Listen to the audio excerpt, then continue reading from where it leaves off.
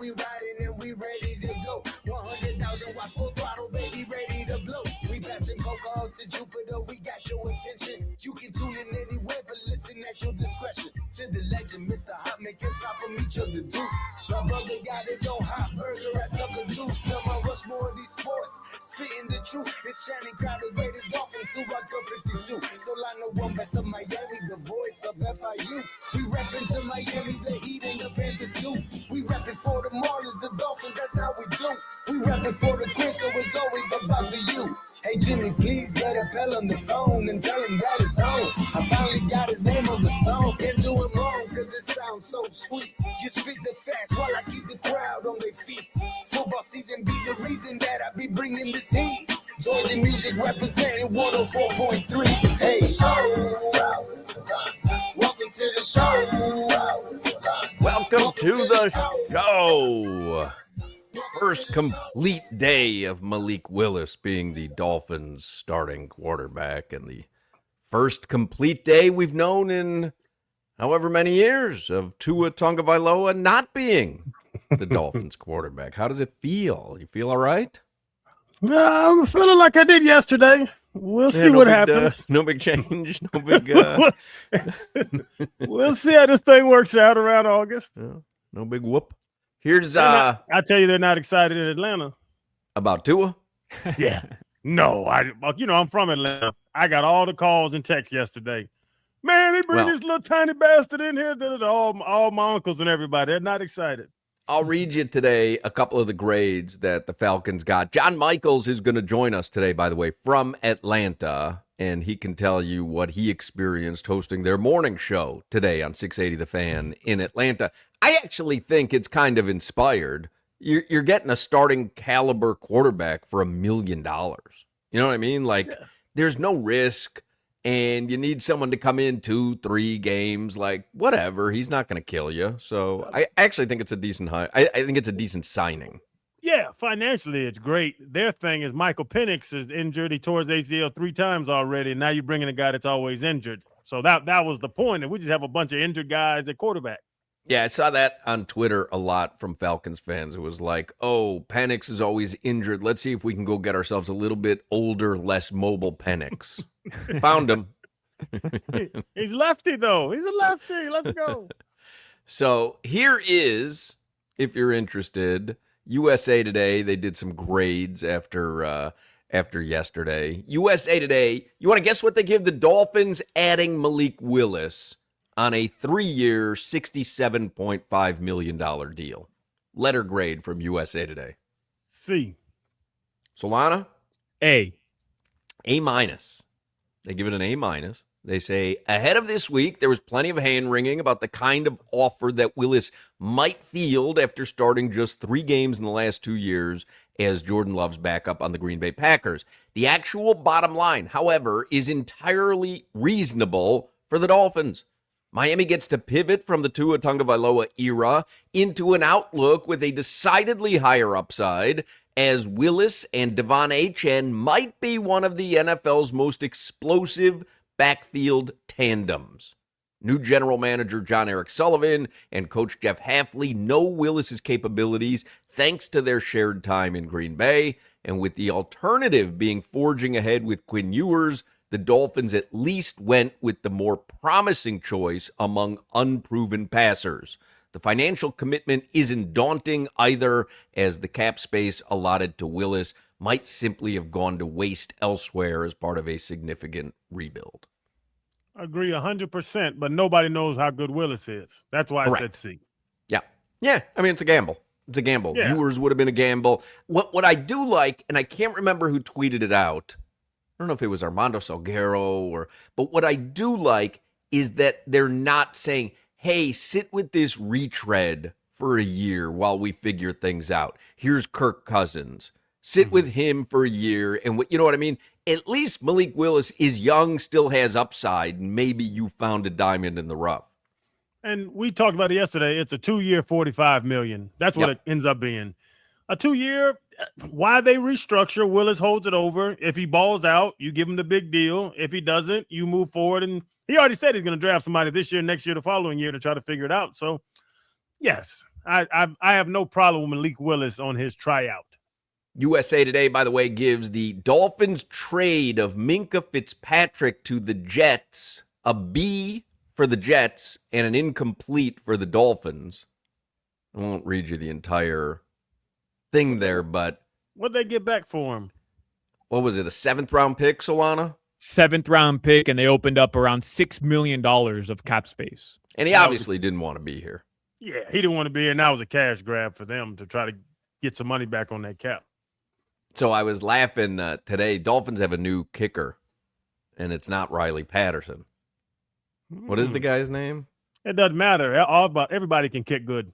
Zane Gonzalez has agreed to a 1-year deal with the Dolphins, so they had a veteran kicker. What I do find funny, though, I was on Instagram, and Solana posted his video yesterday talking about how he loves the Malik Willis signing, and his rationale was, you have to appreciate that Jeff Hafley and John Eric Sullivan, in their first decision, chose Malik Willis. You have to assume they know what they're doing. They were brought here because of this, and you have to assume with their first major decision they know what they're doing. And I was giggling because their second major decision was deciding Riley Patterson's not worth negotiating with. Let's go find a different kicker.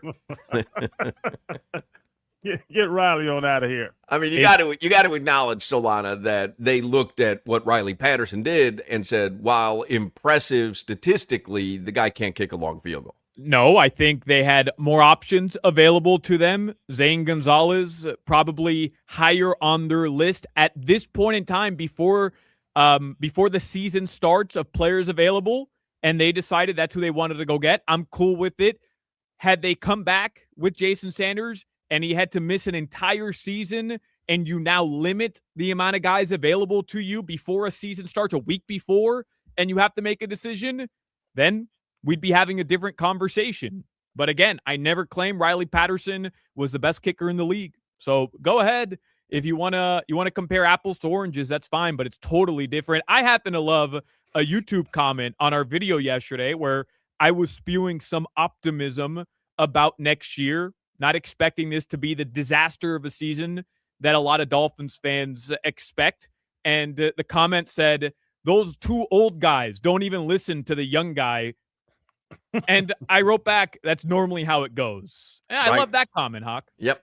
No, and there's a reason. There's a reason. Mm-hmm.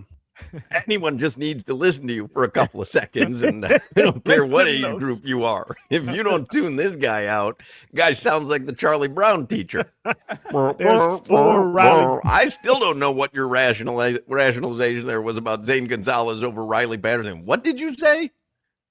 You're comparing something that has no grounds to be compared to. They had to go and find a replacement a week before the season. Obviously, the amount of kickers is a pool of a lot less kickers available at that point of the season. At this point, they have their pick at a ton of different guys. Solana, you had a parade because Riley Patterson got, Sanders was gone. You said he's just as good as Sanders. The first second they get a chance to replace Riley Patterson, they do it. Found a better kicker in their opinion. There are there's 4 Riley Pattersons at American Heritage right now. But again, how can you guys are moving the goalposts? Solana, no, but your point was there's no point in finding a better kicker. They're a dime a dozen. So now you've got Riley Patterson. He had a brilliant season for the Dolphins. Why wouldn't you keep him? My point, the day we had that argument, was that we weren't going to miss Jason Sanders, expecting him to be gone 3 to 4 weeks only, which was what the original estimate was.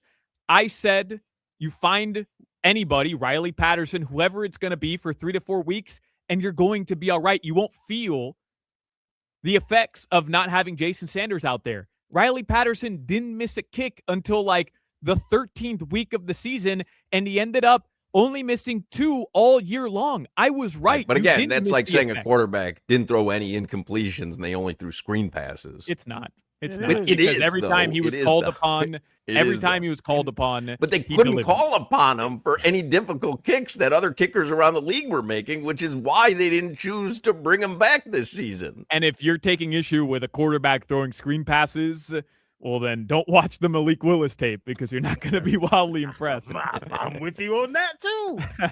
You have some good points, Solana. This Riley Patterson thing's crazy. We have another pair of Heat Spurs tickets. That's March 23rd at the Kaseya Center. Wemby coming to town.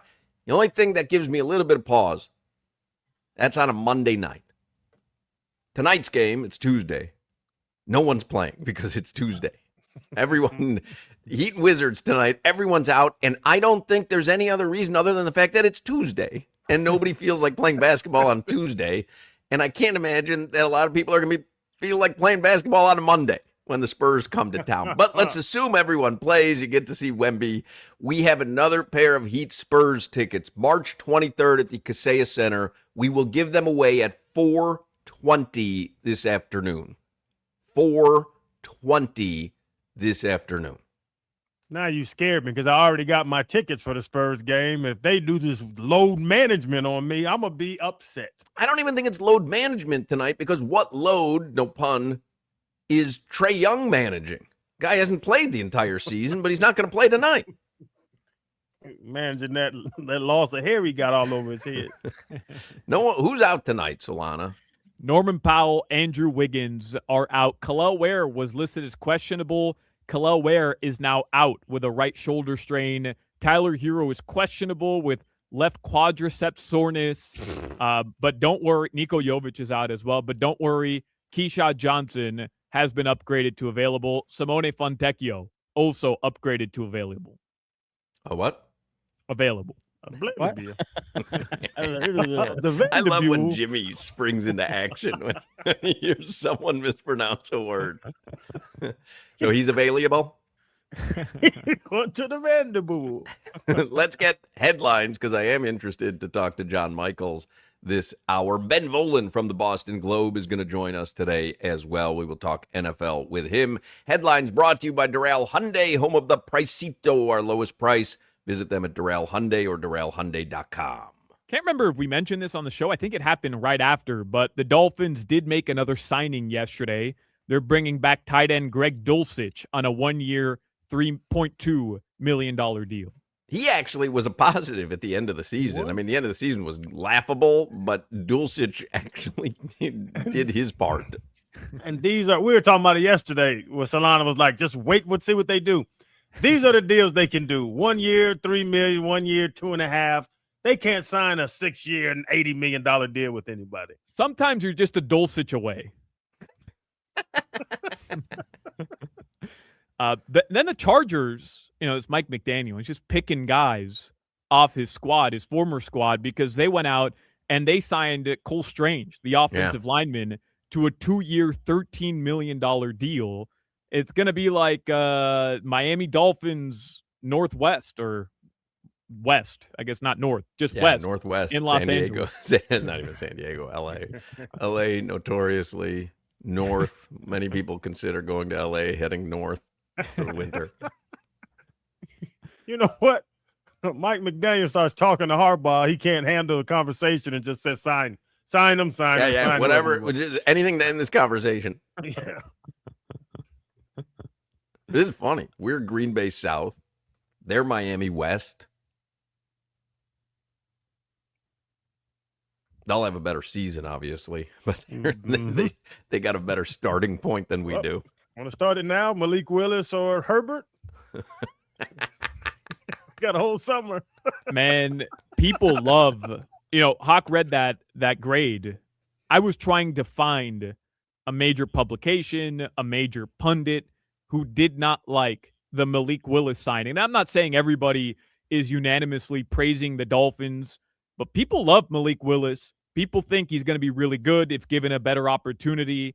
And they're talking about his dual threat ability, which we know. But I saw one person, I forgot who it was, go as far to say that he'll be a better running threat than Lamar Jackson this year.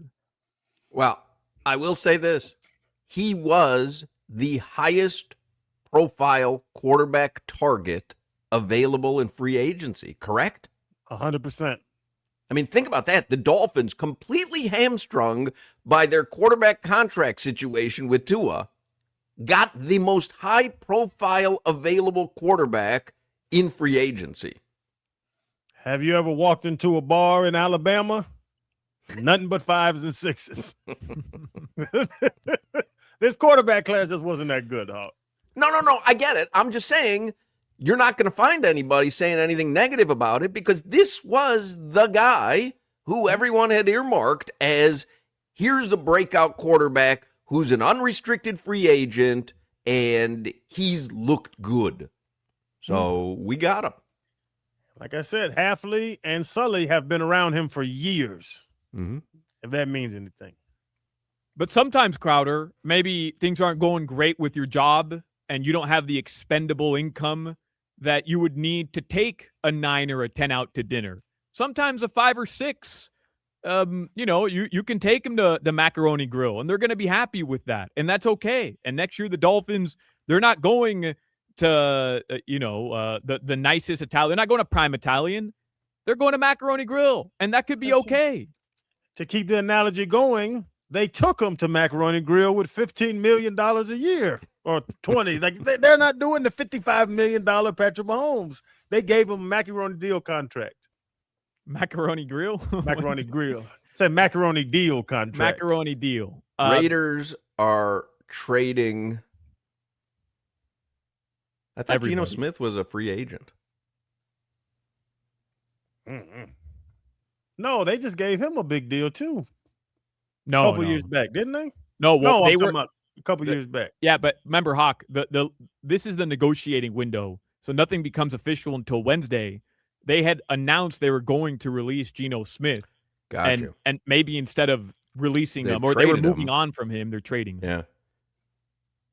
Raiders are sending quarterback Geno Smith and a 7th-round pick to the Jets in exchange for a 6th-round pick.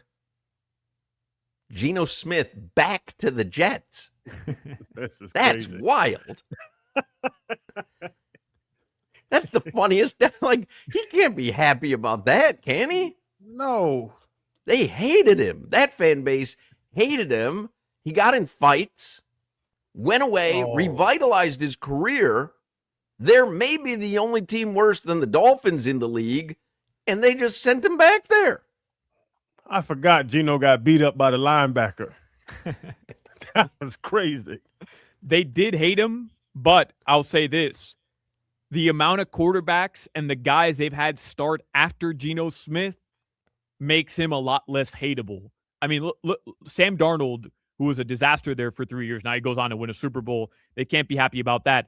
Zach Wilson, Mike White, Joe Flacco, Luke Falk, Trevor Siemian, Josh McCown, Bryce Petty, Aaron Rodgers for a cup of coffee, and then Justin Fields, Tyrod Taylor, Brady Cook last year. They hated him in 2014 when he was there, but he was think bad. about all the guys.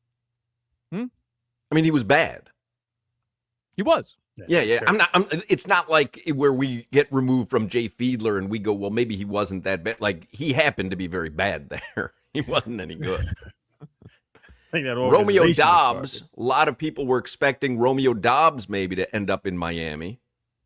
Wide receiver Romeo Dobbs has reached an agreement with the New England Patriots. I don't like it. That's fine. It's Romeo Dobbs. Yeah, It's not Randy Moss. Yeah, Come on. It's We're just doing on the the Green AFC. Bay thing. Let's go all the way in. Just on the AFC Championship team, you know. Yeah, but come on. With an asterisk next to it. And I saw a bunch of Patriots fans talking about wide receivers are going to be lining up to go play with Drake May in New England. And the best you can do is Romeo Dobbs. Okay. Way to go, New England. Tonight, I'm curious what your reaction would have been, though, if he came here. Oh, Hawk, this Romeo Dobbs, the next Randy Moss, The next Marx Brothers. listen, He man, doesn't even need another receiver.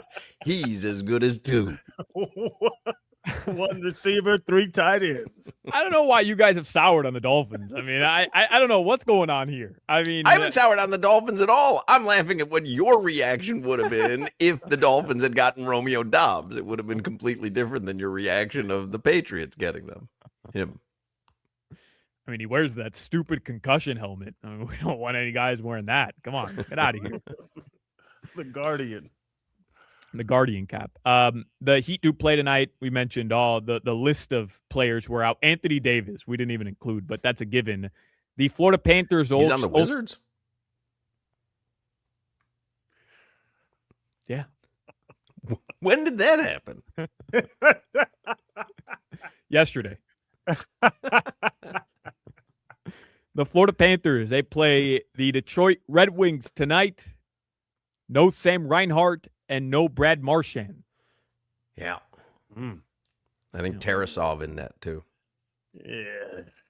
Starting off season early, fellas. Just ride it out, folks. Let's ride it out. Hey, we'll throw that puppy up on the AM, huh?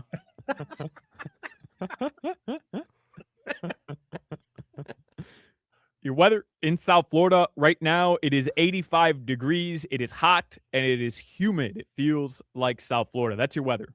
All right, John Michaels is going to join us from Atlanta next. Low testosterone. That is a real issue for a lot of guys. It can lead to low energy and a reduced sex drive, that brain fog, and it makes it difficult to stay in shape. And that's why you might want to consider Atlantic Men's Clinic. I go there for a testosterone shot. I was there today, as a matter of fact. I go on Tuesdays. Really wish I had started going there sooner. That's the difference that I feel in energy.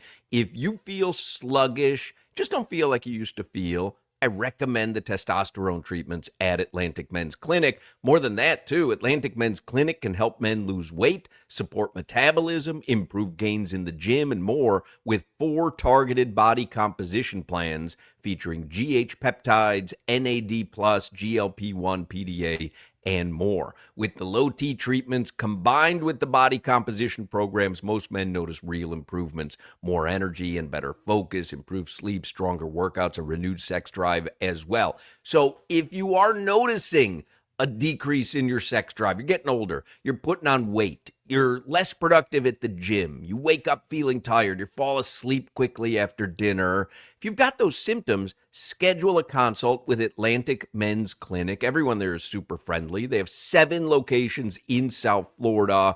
Call them 877-455-7300, 877-455-7300, or you can visit atlanticmensclinic.com. Featured therapies are compounded and have not been evaluated nor approved by the FDA. Provider prescription required. See website for details. You're listening to the Hoch, Crowder, and Solana Show. I spend $250,000 a year on gluten. Got what you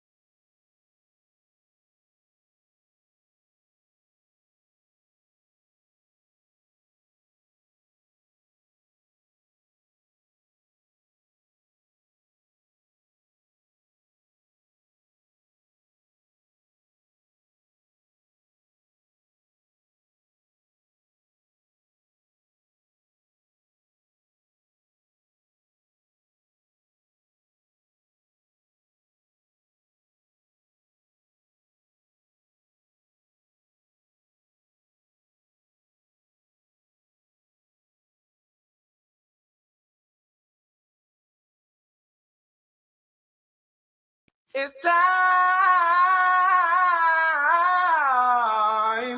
Bass is gonna blow your mind.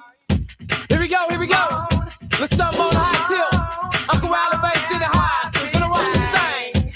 So y'all get ready to check it out. You know what I'm All right, John Michaels is on the Toyota of Hollywood hotline. He hosts mornings on 680 The Fan in Atlanta, which is, of course, the NFL home of quarterback Tua Tagovailoa. And John, I'm guessing, did mornings today as usual, so we can get his thoughts and his observations of what Falcons fans are saying. But I don't want to go there yet. Okay. I want to get there. I want to ask him first. The Tua Tagovailoa era in Miami was what? Oh, boy. What kind of question is that one? Right off the rip, the Tua Tagovailoa era in Miami was an error in many different ways. We went back and forth forever. Should they have drafted Justin Herbert or should they have drafted Tua Tagovailoa? And at times, I said Tua was the guy. You looked at numbers. You looked at this, that, and the other. He was better. But through the entirety, he's not good. I mean, let's call it what it is. The injuries, when you're ineffective and you're unable to be on the field, it kills you. And then to compound the error, and again, I don't want to be a hypocrite. I came on this show and said I'd absolutely give him an extension. He earned it. Now that extension comes back to bite you in the tune of $100 million in dead cap. So I think the era was an error by a lot of people involved with the Dolphins. And, bro, I don't know if my uncles called you this morning on your show, but they sure called me last night, and they were upset about this addition. How do you have a quarterback with 3 ACL tears and also now a quarterback that's small with a bad hip, a messed up ankle, and concussion problems? Yeah, it's the most Falcon thing ever, isn't it? I mean, you think about the way that they've gone about quarterbacks since they unceremoniously kind of ran Matt Ryan out of town. You flirted with Deshaun Watson with Matt Ryan under contract, and you got told no, which actually worked out really well. But the next day, Matt Ryan wanted out of town. Then you sign Marcus Mariota, and you tell him the day you sign him, you're the starter, no competition. Then the next year, Desmond Ridder, you're the starter with no competition. Then, all right, we're going to fix this. We're going to sign Kirk Cousins. He's going to be our guy. Perfect. The problem is about 10 days later, you go out and you draft Michael Penix. You piss off Kirk Cousins, who, by the way, had a torn Achilles when you signed him. You let Kirk Cousins come back. He's your quarterback. Then he gets hurt. He doesn't tell doctors, whatever. You give it to Michael Penix. Then this past year, Michael Penix is the starter.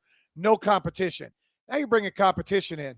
Michael Penix has a torn ACL, may or may not be ready to start the year, but the guy you're bringing in for competition has concussion history. Now, I think Tua currently is a better quarterback than Michael Penix Jr., and I think they're going to have a real competition in camp that Tua will probably win because Penix isn't 100% healthy.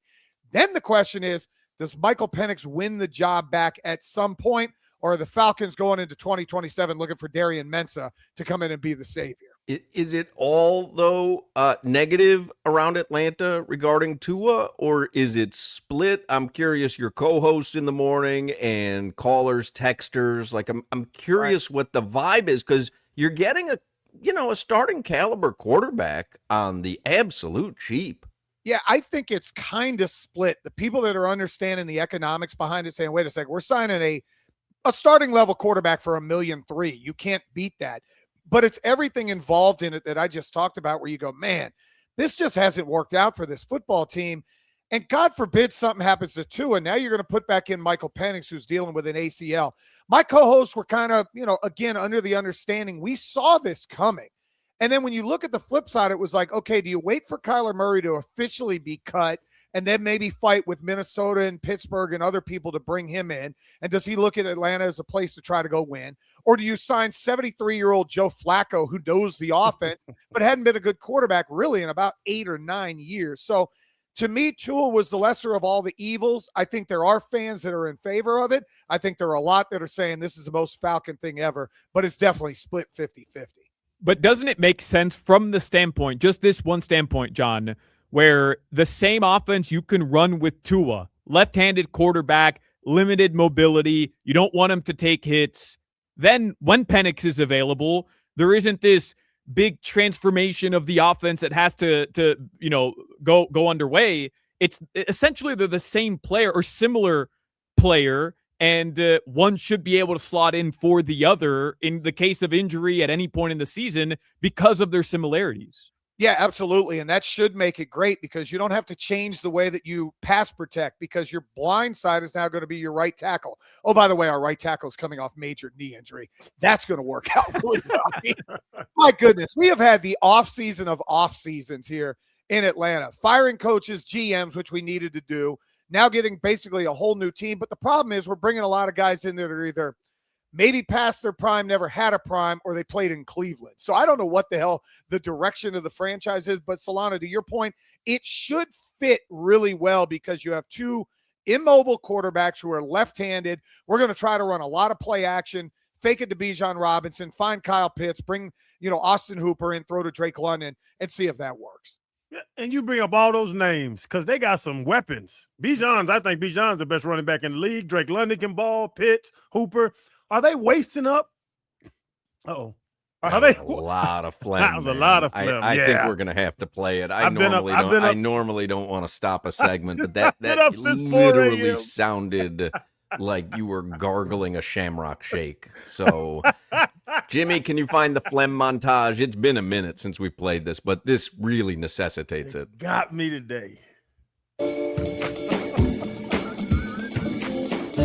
He hasn't cleared his throat in 22 years. And every coach, he can still. I mean, Medvedev's be doing his thing lately. Love your phlegm. Alfredo sauce is his mouthwash of choice. Jack Daniels has always made whiskey, and if they have it their way, they always will. And who cares if Tua goes home and Legend has it, his phlegm is more dangerous than hot lava from a volcano. We were blaming it on injury. Oh my goodness. I mean, that is. I mean, is someone waterboarding you? Goodness, I almost died. Channing Crowder is the phlegmiest man in the world. And some of those. I'm sorry to interrupt everything there, John, but that one was that was rough, man. They got me today. Where are you? You're in New York? Do you have something on the flight? Yeah, I'm in New York. I'm in Brooklyn somewhere in the 25th floor. I don't know. I'm looking at a big dirty river. All I know is you had people. You had like guys back there. They were moving things around. Was that like your boxcars? Who the hell were those two dudes that were just walking in and out of there? Those are my bouncers for people that fool with me like y'all are. I don't even know what you were asking there, but that is a great try. I was asking, are they wasting up all this young talent and the window that they have? They won't be able to keep Hooper and Pitts and Bijan and Drake. Drake London. They can't keep these guys around that long, but you're bringing in these quarterbacks that can't get them the damn ball. Right. It will be interesting because I think Drake London's going on the 5th-year option. They just had Kyle Pitts this year is on a 1-year franchise tag. Bijan's contract's going to come up. Hooper doesn't matter. He's just a 1-year signee. They let him walk back out the door at any point in time. But they have wasted him. I mean, you've gone 8 years without making the postseason. I mean, it's the longest stretch in the NFL outside of the New York Jets. And anytime you're included in a storyline with the New York Jets, you're a terrible, terrible franchise. And the fact that Romeo Doubs is their big signee on the outside is ridiculous. But yeah, they've wasted these guys. Drake London 2 years ago was like 1,300 yards. Last year he had some injuries. He had 9 and change. Bijan, you know how running backs go, Channing. He could be great today. He could be great tomorrow. And a year from now, all of a sudden, the wheels come out from under him. So hopefully one of these two guys can get him the ball. I'm sick of watching losing football. Not as sick as I am that Magic City Night's going away, but that's a different story for a different day. I do want to get to that because I find that to be so insulting on so many levels. But what about Malik Willis to the Dolphins? Malik Willis, we talked about at the beginning of the show, whether you think he's had enough of a sample size or not, he was the marquee quarterback who was available in free agency. The Dolphins get him. They will hand the reins to Malik Willis. What do you think? He's solid. The money is actually fairly cheap for a starting quarterback in the NFL. It was about 20 some odd million. No big deal. He looked good in his time right there. Obviously in Green Bay, he has connections to Jeff Hafley. I think that makes it more of a seamless transition. But this was also a guy that was in Tennessee that couldn't beat out Will Levis for whatever reason. So I have a little bit of cause for concern that he is a true franchise quarterback.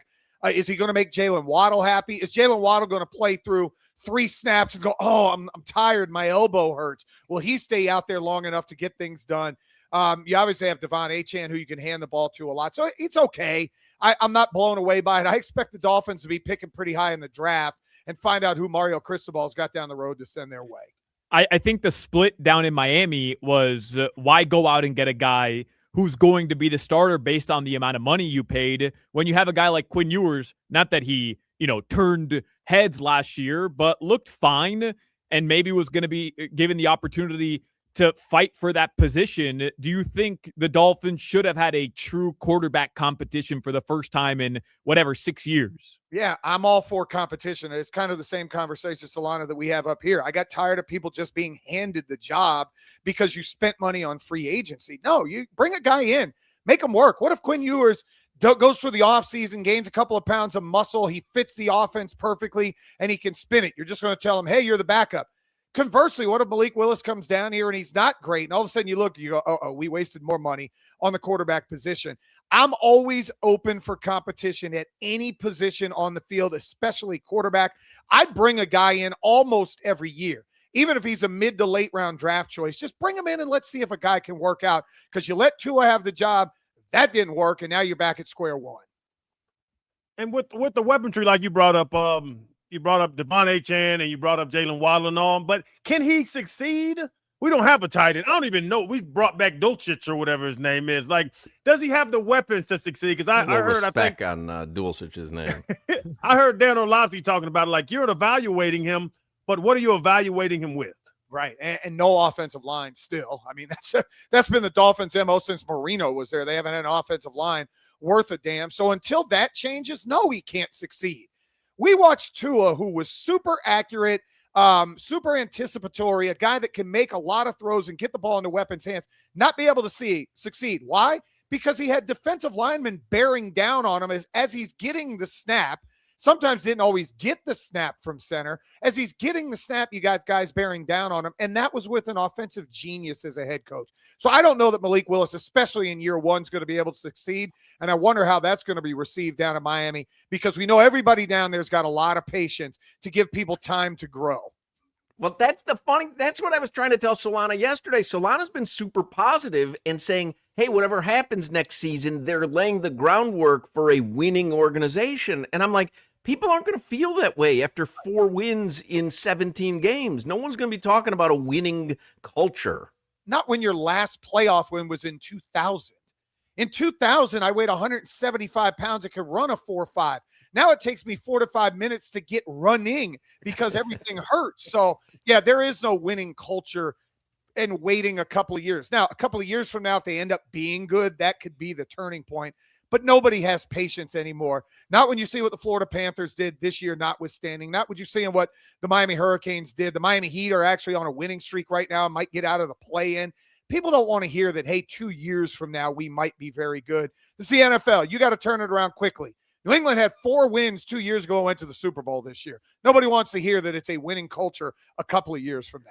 Yeah, I just think, John, I'm giving the new guys the benefit of the doubt, considering they saw Malik Willis more than anybody, other than the LaFleur up in Green Bay. Like, they saw him more than anybody, and the second at noon, the negotiating window opens, they have a deal in place for him. It just tells me they know something about him. They believe in his talent. And if he pans out this year, great. If he doesn't, then you draft a quarterback next year with the highest pick. You let him ride out the 1 remaining year that's guaranteed on his contract, and you have a rookie quarterback play under him. I think it's a low risk, high reward for a guy that they know more than anybody. Yeah, 100%. And I think the relationship is the reason he's there. It's amazing that legal tampering starts at noon, and at 12:01 they have these intricate contracts drawn out. I'm sure nobody talked to. The first phone call that Malik Willis took was from somebody from the Dolphins. Hey, it's the Dolphins. Sign it. That's kind of how that went down. So under your perspective there, Solana, you're right. It is low risk, high reward. The only problem is, how do you evaluate him this year? Do you evaluate wins and losses? Do you evaluate completion percentage? Is it big plays? Like, I want to know what the metrics are that they try to evaluate this guy with before you say, hey, I'll draft a quarterback next year, or he's my guy.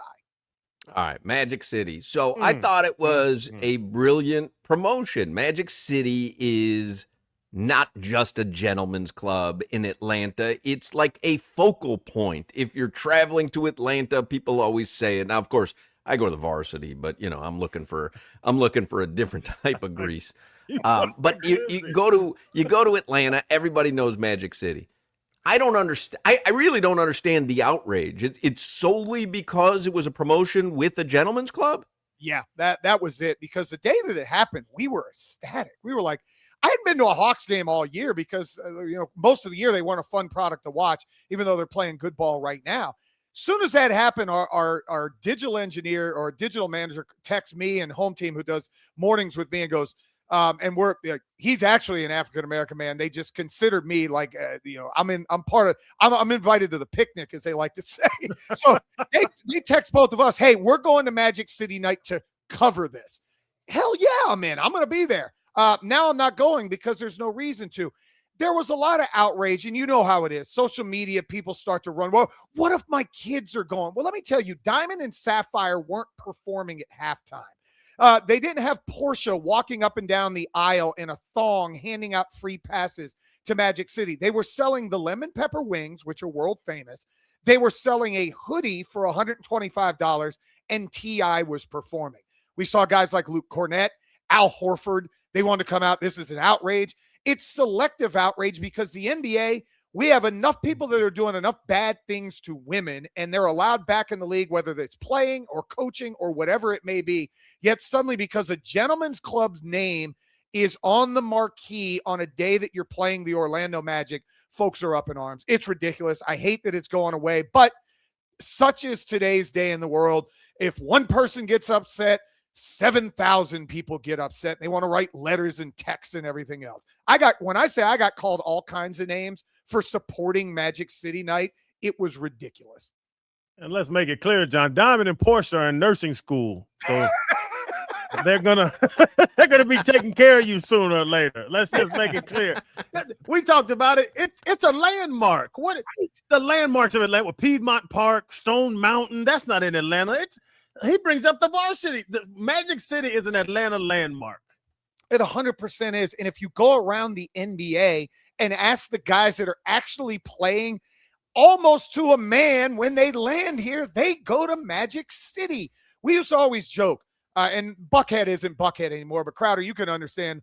Buckhead used to be our party district. And when teams would come to Atlanta, we'd be like, they either have the Buckhead flu or the Magic City flu, meaning they were out till 6 o'clock in the morning. They're partying. Back when South Beach was a fun place to go to, people would come play the Heat and they'd talk about the South Beach flu, where your superstar suddenly would come up with a back injury or a hamstring the next day. No, it's called a hangover is what it was. And Magic City is still that spot. Now, I'm married 10 years. I probably haven't been in 15 years to Magic City.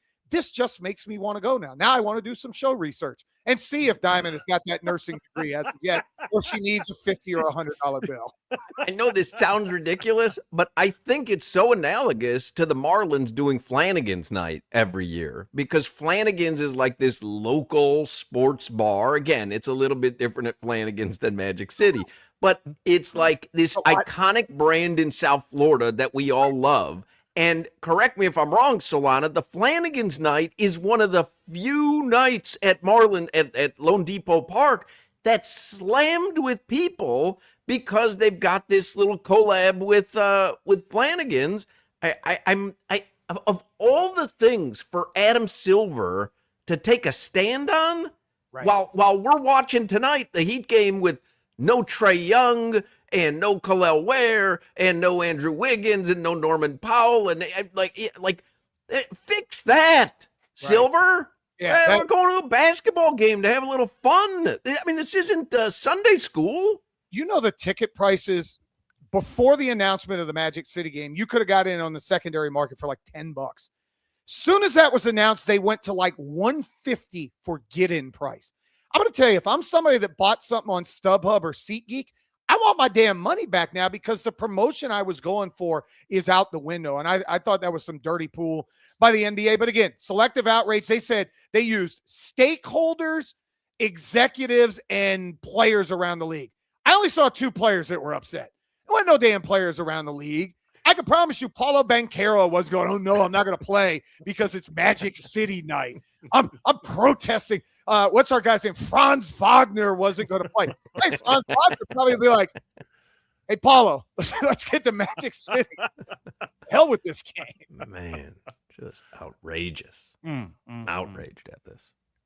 It's I picked my battle. This is a battle I want to fight. You guys are a show of moral standing. We've all known that.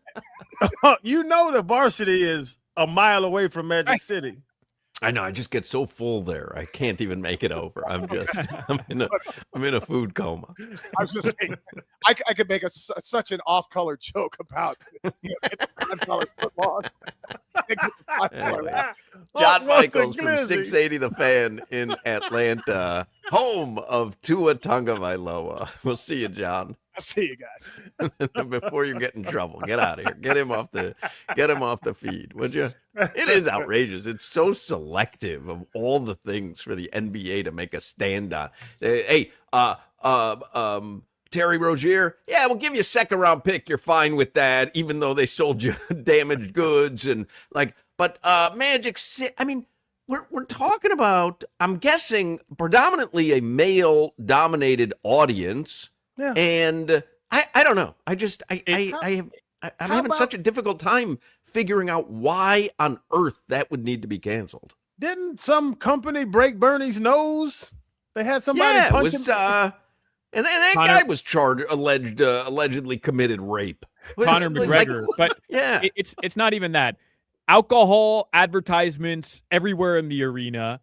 They literally are in bed with gambling websites, pushing gambling on fans. And don't get me started on the music that's being played throughout NBA arenas while the game's going on from rappers. And by the way, I'm not complaining. I just think it's a crazy double standard. These rappers that literally incentivize mistreating and demeaning women. That's the music Adam Silver allows in his arena all the time with terrible word selection and rappers who are awful role models for kids. That's okay, but we draw the line at adult work. Like, no joke. I think it's a crazy double standard by the NBA. Magic City is a junior college of nursing school. That's all it is. So great people. I used to get Playboy for the articles. Plenty of people go to Magic City for the food. They really do. They do. It's the same way with Tootsie's. There are so many people that go to Tootsie's to eat wings. Half the time you don't even realize, like you're like 3/4 of the way through the meal and you're like, oh, this is a gentleman's club. I didn't even notice. Oh, she's naked. Well, look at that. Will you look at that? When did that happen? Garcon. All right, we got to take a break. We got to take a break. Don't go anywhere. We all know anniversaries are very special, and my friends over at Ed Morris, they are celebrating something special. 80th year in business. That's an anniversary. My buddy Chris Atkins, the GM, his amazing team, Teddy Morris, all of them over there at Sawgrass Cadillac are commemorating this occasion by giving you special savings on the Cadillac luxury that you need. You got to check out these all-electric Cadillacs. Right now, the all-electric 2026 Cadillac Optic, you can get it for just $349 a month, or the all-electric 2025 Cadillac Lyrics for just $369 a month. They have been family-owned and operated for 80 years, so you know they know how to take care of their customers. Their catchphrase, backed by Morris. I'm talking about from the trade-in to the sale to the lease to the service department to the sales team to everything that go. I just got an email the other day. Hey, your oil change is coming up. They watch out for you. They know how to take care of their customers. That's why they've been around for 80 years, family owned and operated. Don't miss out on these 80th year anniversary savings. Go see my friends at Ed Morris Sawgrass Cadillac. They're the 6-time dealer of the year off Sunrise Boulevard and the Sawgrass Expressway. Visit EdMorrisSawgrassCadillac.com. And remember, you got to be backed by Morris. Click EdMorrisSawgrassCadillac.com. You're listening to the Hoch, Crowder, and Solana Show. You guys see new Mozart is dropping soon? He's dead.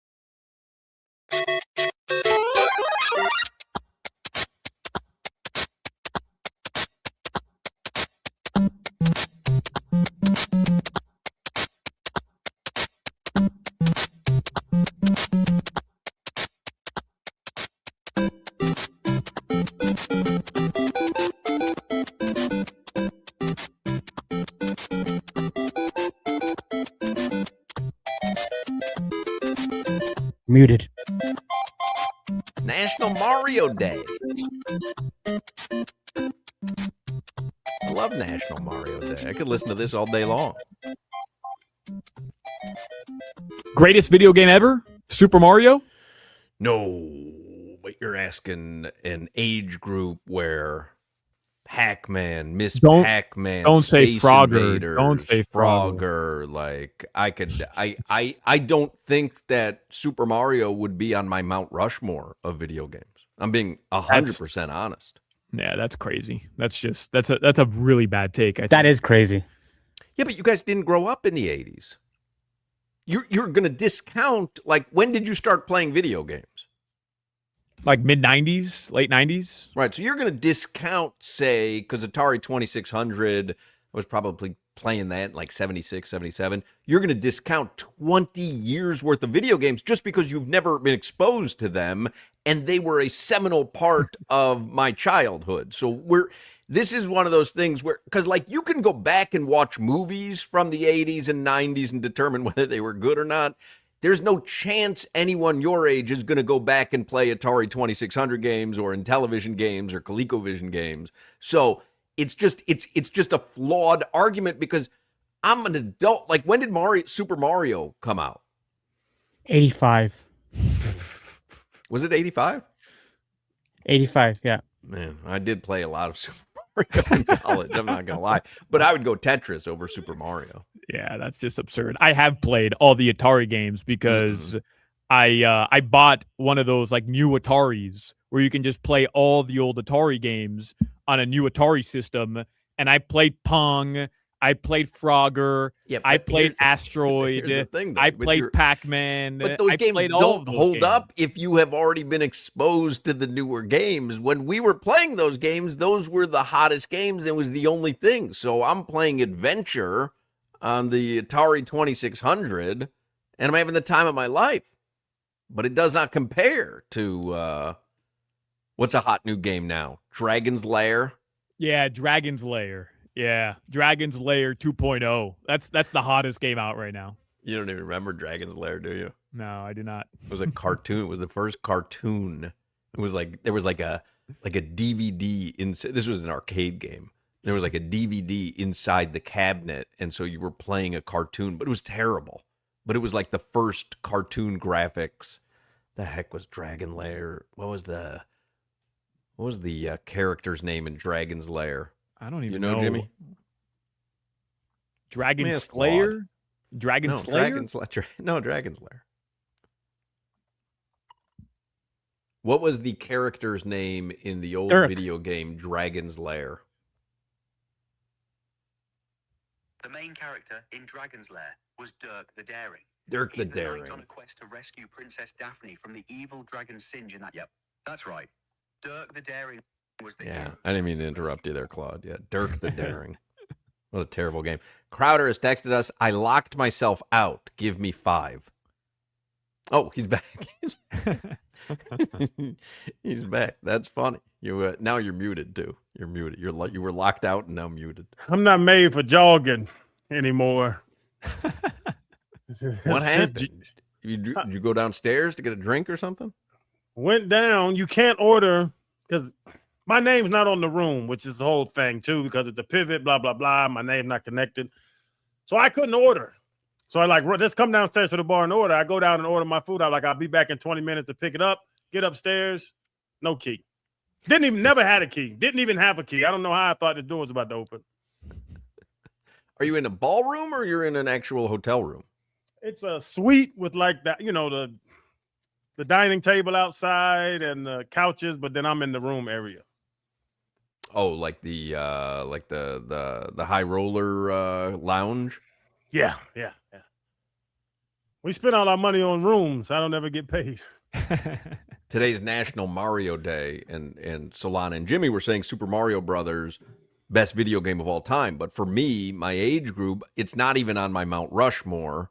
Where is Super Mario Brothers for you? It's on the Mount Rushmore. Contra's number one. Everybody knows Contra's number one. No. Contra? Oh my God. That's somehow worse than Hoch's list. Contra, and then the rest are arguable, but Contra's number Yeah, one. I would really have to think this through. But for me, Pac-Man, Pac-Man changed the game, but so did Donkey Kong, which was, by the way, Mario's introduction to the world. But Hawk, as entertainment factor, like there are some crazy games. No, I get it. But what I'm saying is you guys didn't grow up playing those when those were the only things around. So your comparison is like, why would you play Donkey Kong when Mario Brothers has all these different levels to it? Well, we couldn't. So the ones that are indelibly etched in my mind as game-changing video games, you would never have on your list because they just don't hold up to what you grew up with. Yeah, and if they're game-changing, that's good. But the most entertainment is not. What about Hawk? What about Snake? You like Snake and Pong? Oh, stop it. If you want to play Snake, you play Snafu on the Intellivision. Ridiculous.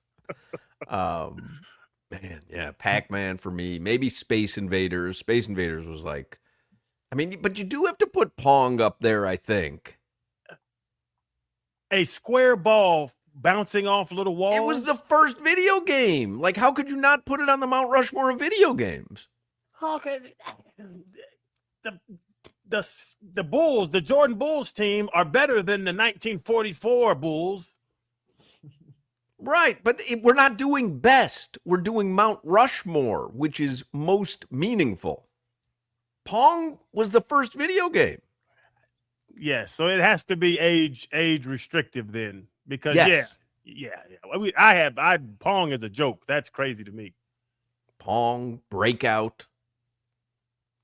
And then they had Madden updated Breakout was Arkanoid. Madden's on there.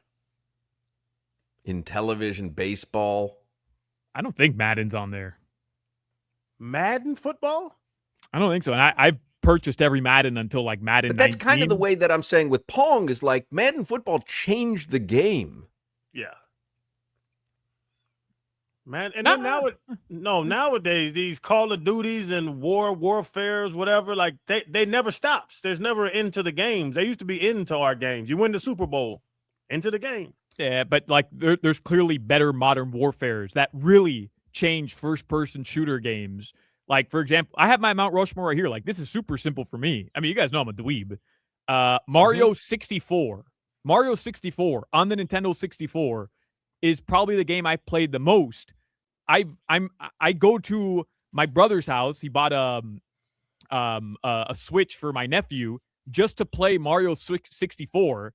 I purposely have my nephew die, so he has to give me the controller every time he dies. I purposely send him down the wrong tunnels. GoldenEye on the N64.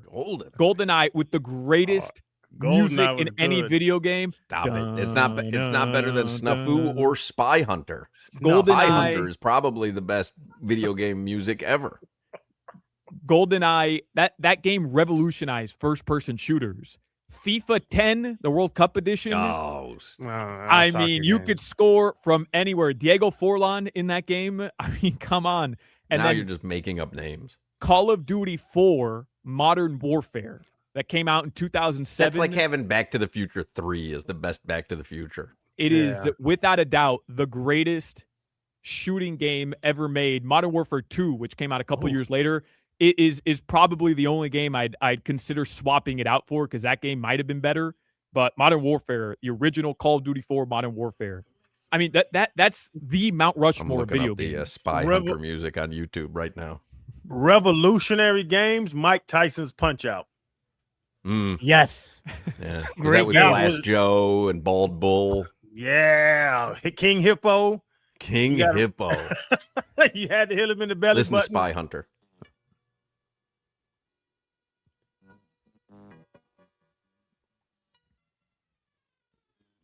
Yeah, nobody can hear that. Sounds Hawk. That's one of those keyboards from elementary school music class. This is the greatest video game music ever.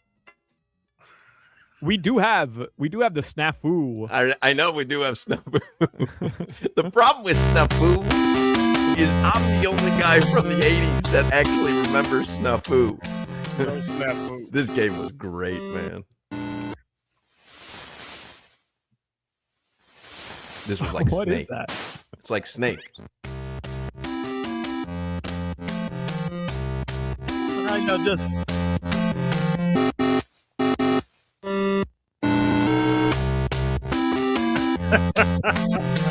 It is catchy. Malik Willis is getting to town. He's like, hey, let me tune into the sports station, see what they're saying about it.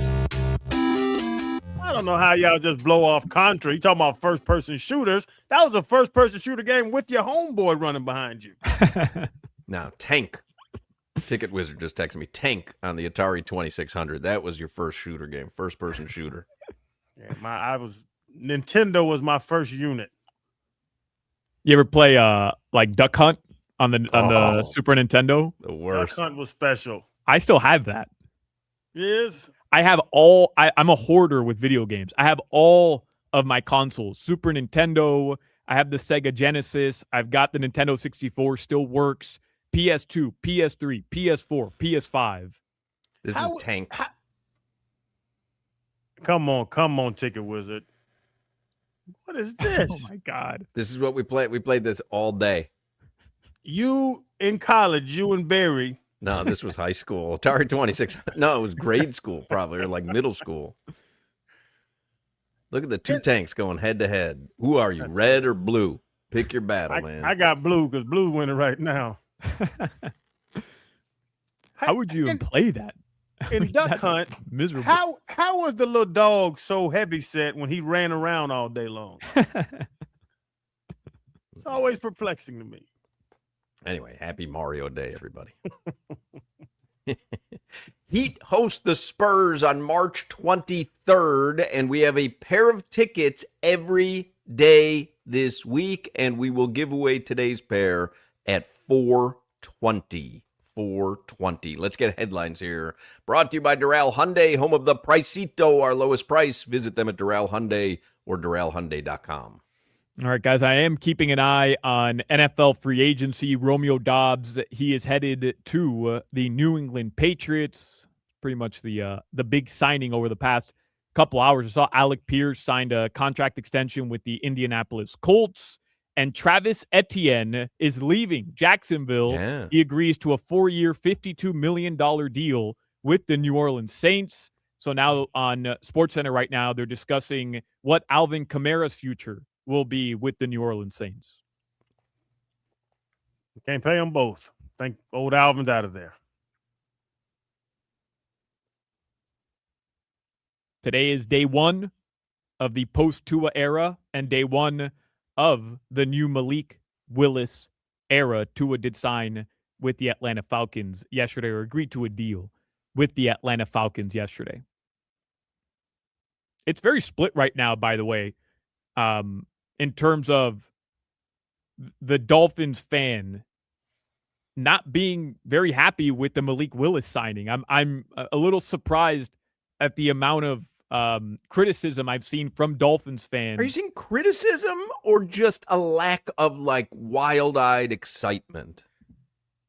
Yeah, it's fair. I'm seeing a lot more criticism from Dolphins fans. Like just going through our post yesterday on social media and just going through the Dolphins comments on Instagram and overall Twitter reaction. I think it leans like 70% Dolphins fans not happy with the decision. Wow, I did not get that feel at all. But who are they going to sign? Like there Well, was I nobody think else. the opinion was just don't sign anyone, save the money, start to use it to get the pieces in line, use Quinn Ewers, who's the cheapest you could get, and worry about it next season. Yeah. But like I said earlier, someone on Twitter had said a lot of teams in this situation would bring in the Kirk Cousins or the old retread and just say, hey, we got a veteran to bring some of the young guys along and keep the locker room together during what's going to be a tough season. I like the Malik Willis signing. I'm surprised that they were able to get him because I just didn't think that they would have the money. I thought he was going to have his pick of 6 or 7 different teams that could offer him more money. that would be more all in on him. But obviously, to Solana's point yesterday, Jeff Hafley and Sully determined that this guy, it's not a flash in the pan. He's good. And so they wanted to wrap him up. They did. So, like, I like the signing, but I don't feel like it's a franchise-changing signing. So it's a tepid excitement, but it's not a criticism. But he's not Josh Allen. But would Kirk Cousins get 80% people excited? Would Kyler Murray have more love than Malik Willis?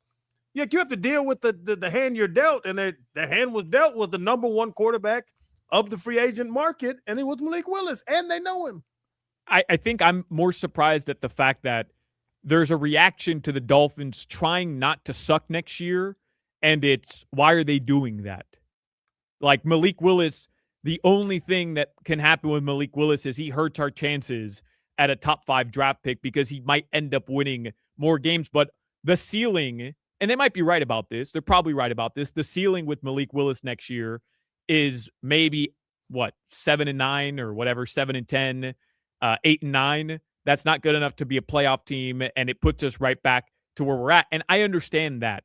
But like I've maintained from the beginning, I like the idea of going into year one, not purposely trying to tank. And I think that's why such I an like unfair spot to put a coaching staff into. Yeah. Where, Solana's been preaching, hey, people will be patient or whatever. Like, they just don't. You go into a season and you come out with 3 wins in your first season. Like, people just immediately default to they don't know what they're doing. There's some outliers. Remember Jimmy Johnson first year in Dallas, but man, we are not a patient society, and Dolphins fans are not a patient fan base any longer, nor should they be.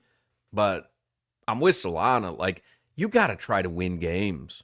You just have to. And who was the tank for Tua thing? Who is it? I got it up. Arch Manning, Julian Sayin, Ohio State, Dante Moore, Oregon, Mensa at now.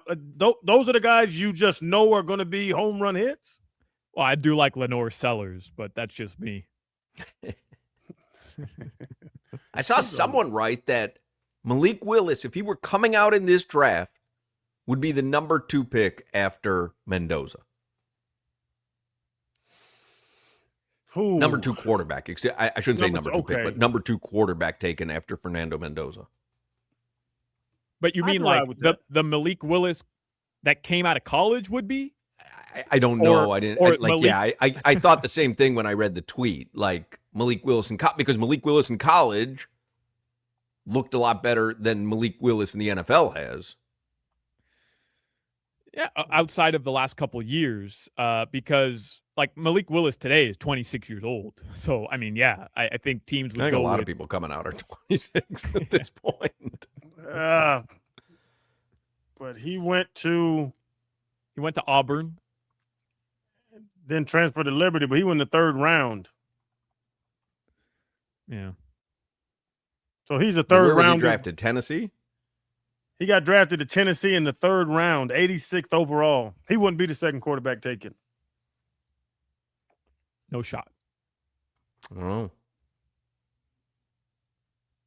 But I would take Malik Willis as the second quarterback as well. But I mean, he has NFL game film. So I don't know. I feel like it's a little different. I think that's what his point was. Like, if you were looking for a good quarterback coming out of the draft, well, you kind of have a young guy still. And if everybody was available for the picking, the only quarterback right now out of the undrafted, unrestricted free agents or quarterbacks coming out in the draft, if you were to seed them right now, Malik Willis would be seeded 2nd behind Mendoza.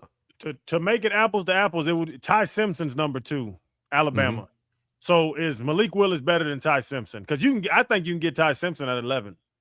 I think Malik Willis might be better. I wasn't impressed that much by Ty Simpson. I have a feeling the Dolphins are going to end up with one of the Miami guys, whether it's Ruben Bain or Francis Mauigoa. One of those two doesn't go in the top 10. Out of me. If one of those two doesn't go in the top 10, and I'm not suggesting they won't, but I just have this gut feeling one of those two is going to end up being there at 11, and the Dolphins are going to end up going with what would be a safe pick, in my opinion, and a feel-good pick for the entire Miami fan base because you know these guys, you're comfortable with them, and you know that they're ballers. It'll be Maui Noah because Ruben Baines not getting past 5. Yeah, probably. I don't care how long his arms are. All right, guys. Tonight, the Miami Heat, they do play at 7:30, or at least a version of the Miami Heat. No Andrew Wiggins, no Norman Powell, no Khalil Ware. Tyler Hero is questionable for the game tonight. They host the Wizards. Still got to be double digits, though, right? Probably. Let me look. I didn't see the line earlier today I don't know what it opened at. All right, take a guess. Crowder, what do you think the line is for tonight's Heat Wizards game in Miami? And Spo might have to run the point in the fourth quarter. 8.5. Solana? Tyler's questionable. No, I'll say 10.5. Heat minus 16. That's crazy, man. Hey man, this Hard Rock Bet app is so smart. It never. I lie about my location, and I never get them. I don't know anybody on this Wizards team. Will Riley, Trey Johnson, Bilal Koulibaly, Bilal Koulibaly.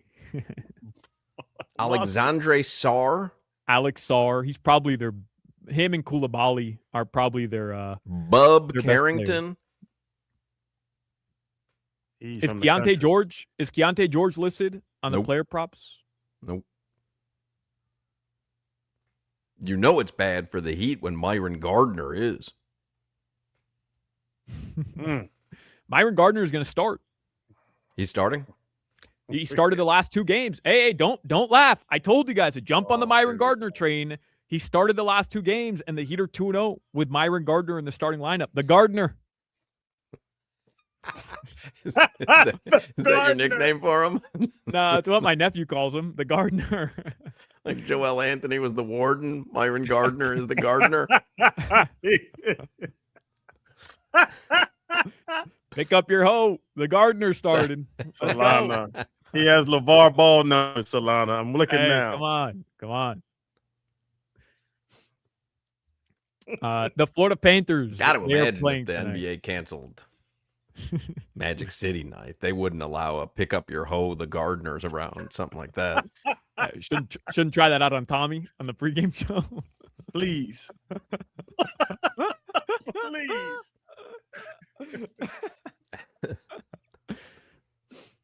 The Florida Panthers do play tonight. They're without their 2 top point producers of this season. That's Sam Reinhart and Brad Marchand.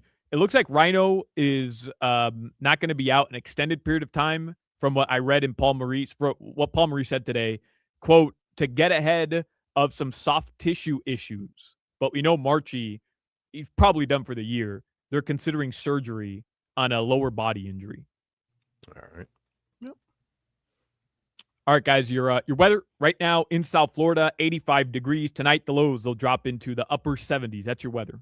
Championship Meet Energy is nonstop at Gulfstream Park with live racing every Thursday through Sunday and featured stakes races on Saturdays. Corgi races are coming to Gulfstream this Saturday, the inaugural Coastal Corgi Classic. It's a family-friendly event. They're going to showcase registered corgis competing in a series of short-controlled sprint races. That is this Saturday. Also, don't forget Cirque du Soleil, Lucia is currently playing at Gulfstream Park right now. You can go see it under the big top. It runs through April 25th. You can get your tickets online at gulfstreampark.com.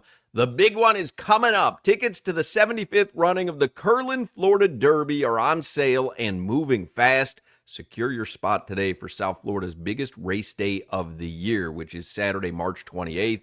Also Saturday, March 28th, starting at 6 p.m., Gulfstream Casino will be giving away a new Ford Maverick and a share of $20,000 in free play. You can earn entries for the new Ford truck all month long, including 5 times entries on Mondays. So get all the info, get your tickets. You can make reservations. You could see the daily race entries. You could do it all online at gulfstreampark.com. You're listening to the Hoch, Crowder, and Solana Show. Woke up this morning, got me some gabagool. Then I woke up the next day and got some gabagool.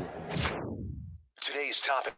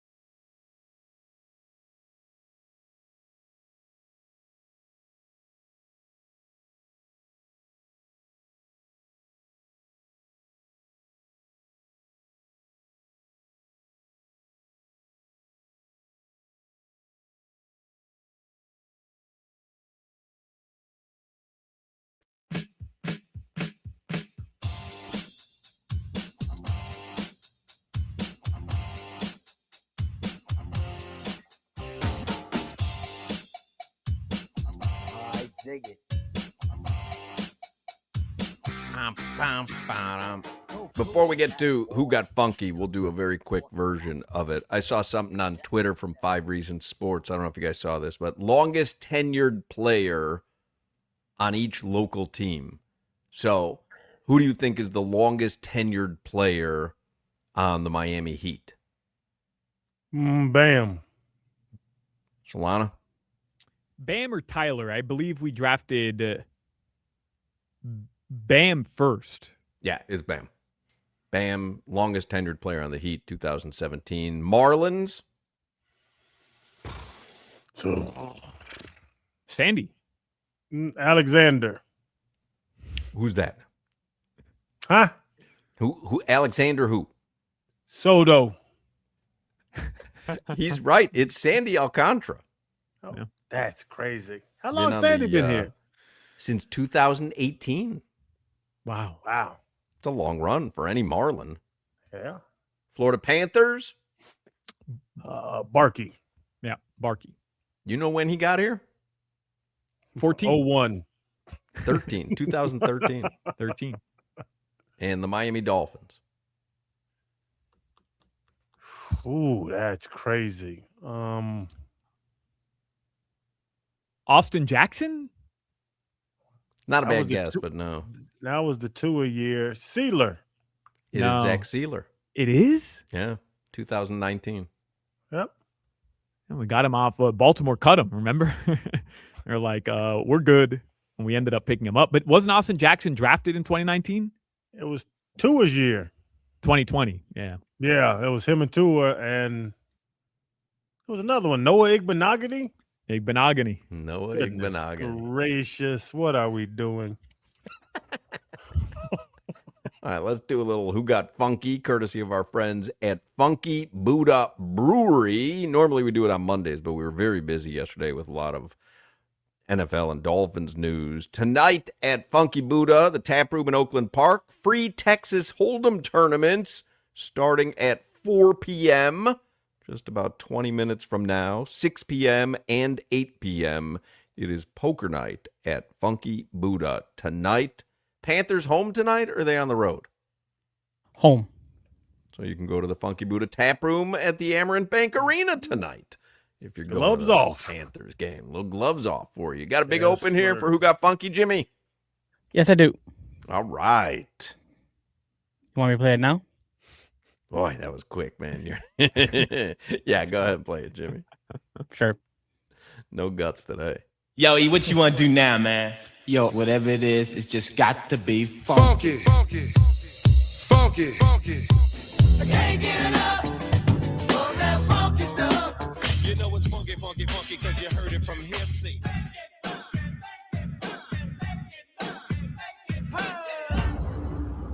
Who got funky? On Hoch, Crowder, and Solana. Absolute favorite. I look forward to that every week. Funky Buddha Tap Room in Oakland Park. Place to be tonight and for all your F1 parties. And I mean, that's the joint. So for me, Who Got Funky? I torched Amtrak yesterday for my little weekend up in Tampa. So I wanted to do something positive, the positive of something from the Tampa weekend that my wife and I just came back from. And I got to tell you, Who Got Funky? It was a little place called Flan Factory in Armature Works in Tampa. So we met my son, some friends at Armature Works. It's kind of like a food hall or whatever, kind of like we have at the Citadel. Super cool area. And I was at Flan Factory and got the Cuban French toast. And normally I don't get French toast. You know, I'm an avocado toast guy, but it sounded so appealing on the menu board. Custard-soaked Cuban bread, pan-fried, and then dusted with sugar. And it was an A friggin' plus. It was so good. Cuban bread on its own is the best. Delicious, yeah. Dip it in custard and fry that baby up. You got me. So Who Got Funky? It was Flan Factory at Armature Works in Tampa. Funky. Also, our guy Victor Solis, moved hotels, and now he's at the Westin in Tampa Bay. He took his services, he took his talents to the Westin, and great location right across the street from Whiskey Joe's, which is a great location in Tampa. And I think I sent you guys some video. He had the presidential suite waiting for me with some fresh cheesecake and an 8-pack of Diet Mountain Dew. So every time I go to Tampa, Victor is the guy who gets funky. And the Westin, not the Westin in Tampa Bay. He was at the Renaissance. They're both Bonvoy, so you can't go wrong with a Bonvoy. But you have the a spot in Tampa Bay. Yeah. I told you, man. I need you this. and I travel separate ways, Crowder. You're at the plunge your own toilet hotels. Does he have any Motel 8 or Motel 6 hookups? Who got funky this weekend, Crowder? You know what? Who got funky was Malik Willis. He got a 3-year, $67.5 million, $45 million guaranteed contract. He only threw 35 passes last year, 3 touchdowns, 0 interceptions in his career. He has 1,300 yards passing on 155 attempts.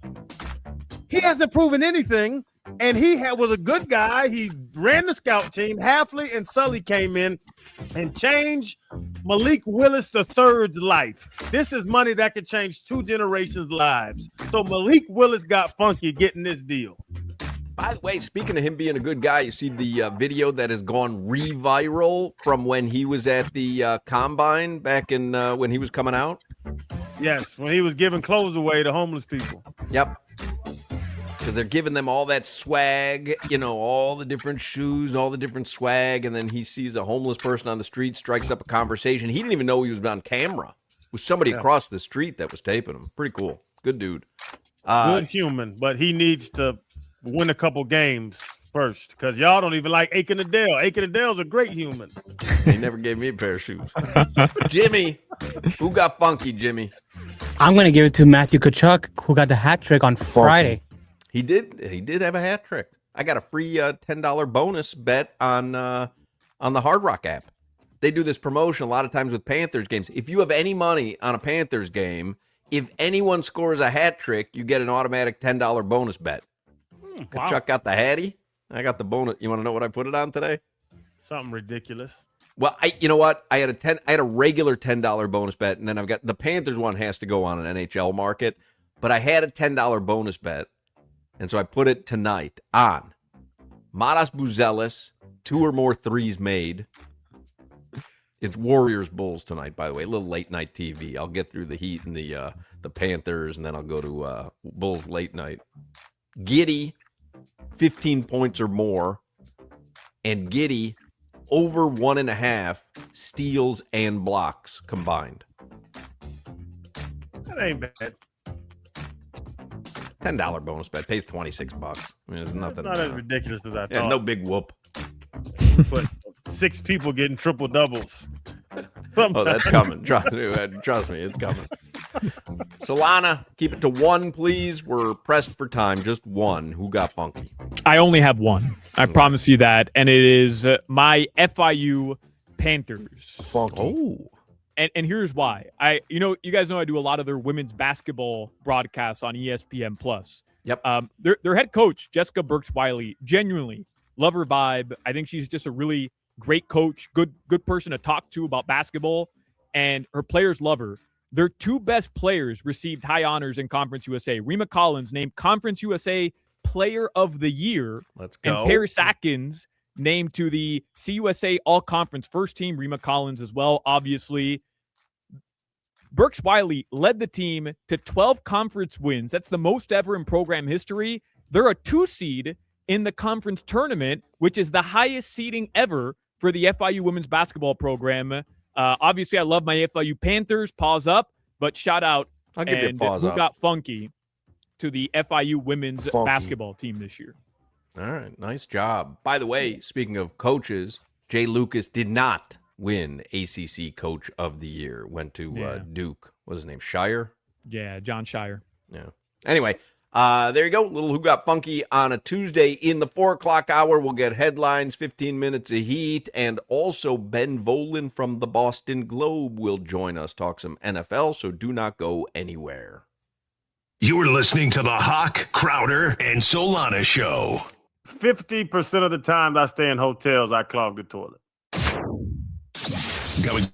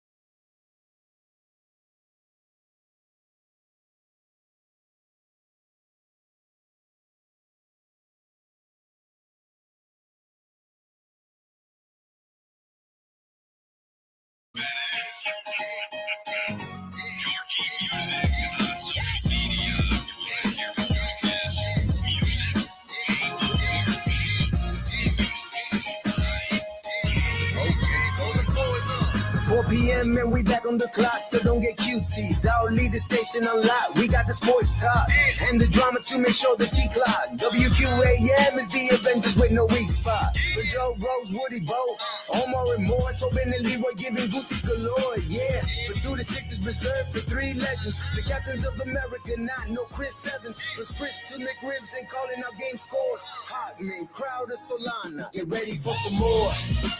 All right, here we go. 4 o'clock hour. By the way, Heat and Spurs, March 23rd. We've got a pair of tickets every day this week, and we're going to give away today's pair at 4:20. By my rudimentary math, that's 19 minutes from now. Good math. Just saying. Am I right on that? No, it's actually 18 minutes now. Dang. All right, let me give you the stock market report. Start the hour. That's brought to you by Anajar and Levine, Accident Attorneys. Call 1-800-747-FREE, 1-800-747-3733. Dow Jones down 34 points. That works out to be less than 0.1%. And S&P 500 down 0.2%, 14 points. NASDAQ up 1 point, which is 0.01%. So that is kind of a nothing day on Wall Street. Like nothings. 15 minutes of heat on WQAM is sponsored by Doral Kia, home of the Pricito, our lowest price. Visit them at Doral Kia or DoralKia.com. I like to do the lines when the Heat play, but Solana did send something interesting to me this morning regarding the Heat and Bam Adebayo from the Miami Herald. This is so interesting. For perspective, it says, Bam Adebayo is one of only 9 NBA players who were drafted in 2017 or later and have already reached 10,000 career points. The others are Donovan Mitchell, Luka, Jason Tatum, SGA, and Trae Young, and De'Aaron Fox, and Anthony Edwards, and Jalen Brunson. Bam Adebayo, who is averaging 18.9 points per game while taking a career-high 15.2 field goal attempts and a career-high 5 3-point attempts per game this season, is the only player on that list who has also made an NBA all-defensive team. I bring it up just to say, while the Heat, still mired in the play-in, Bam's having a moment right now, and we all should appreciate it because we talk about him a lot, but he's having a moment right now, and he should be appreciated. I do appreciate him. I know. I'm saying in general, not you. Okay. Because Solana hated too. I don't hate Bam. I just want Bam to have more help. That's offensively. Fair. Yeah, that's fair. All right, your line for tonight's Heat game. Heat and Wizards tonight at the Kaseya Center. God bless you if you bought tickets for this one. Heat are 16-point favorites. So tough to bet one like this, right? Because you don't know if it's going to be blowout city and people are resting in the fourth quarter. You don't know. Over under Tyler Hero. Oh, 20 and a half. Solana? He's averaging 22, so I'll say 21 and a half. 25 and a half. Wow. 25 and a half. He is Bam. questionable. I just checked the latest injury report from 345. He is listed as questionable for tonight. All right. How about Bam tonight? Thigh. Bam's up to 20. I'll go 20 and a half for Bam. Solana? 22 and a half. 23 and a half. Too high. It's begging me to bet the under tonight on Bam. After I just gave him his flowers, it is begging me to bet the under on Bam tonight. The last 5 games, 24 points against Houston, 23 against Brooklyn, 21 against Brooklyn. That was the game Khalil Ware had those crazy numbers. 24 against Charlotte, 24 against Detroit, And even before the 5-game win streak, 29 against the Philadelphia 76ers. Well, he's picked it up offensively, and I love it. I absolutely love it. Jaime Jaquez Jr. tonight. 15? 20 and a half? 19 and a half. That's got to be his season high on total for the Hard Rock app, right? I mean, no Kalel tonight. I mean, they're missing players. There's a reason. And they're playing the Wizards. You want to guess, Solana, who is on the Hard Rock app the Washington Wizard with the highest point total? It's one of the guys you mentioned, either Alexander Sarr, Bub Carrington, or Bilal Coulibaly. I hope it's none of those Coulibaly. guys. It's not Coulibaly. He's my new favorite It's player. Will Riley. Will Riley? I'm telling you, I'm looking at this. I don't know who anybody is. Will Riley is at 13 and a half. Bilal Kuzi, 11 and a half. Will Riley averages 8 points per game. Well, someone knows something. Willie about to go off tonight. What does Bub Carrington average? More than that. You want to guess what he's at? 9? 11 and a half? 9 and a half. 9 and a half. Where's my he man averages Coulibaly? 9. How about Myron Gardner? I would look at his stats. 6 and a half? 8 and a half. 9 and a half. Over.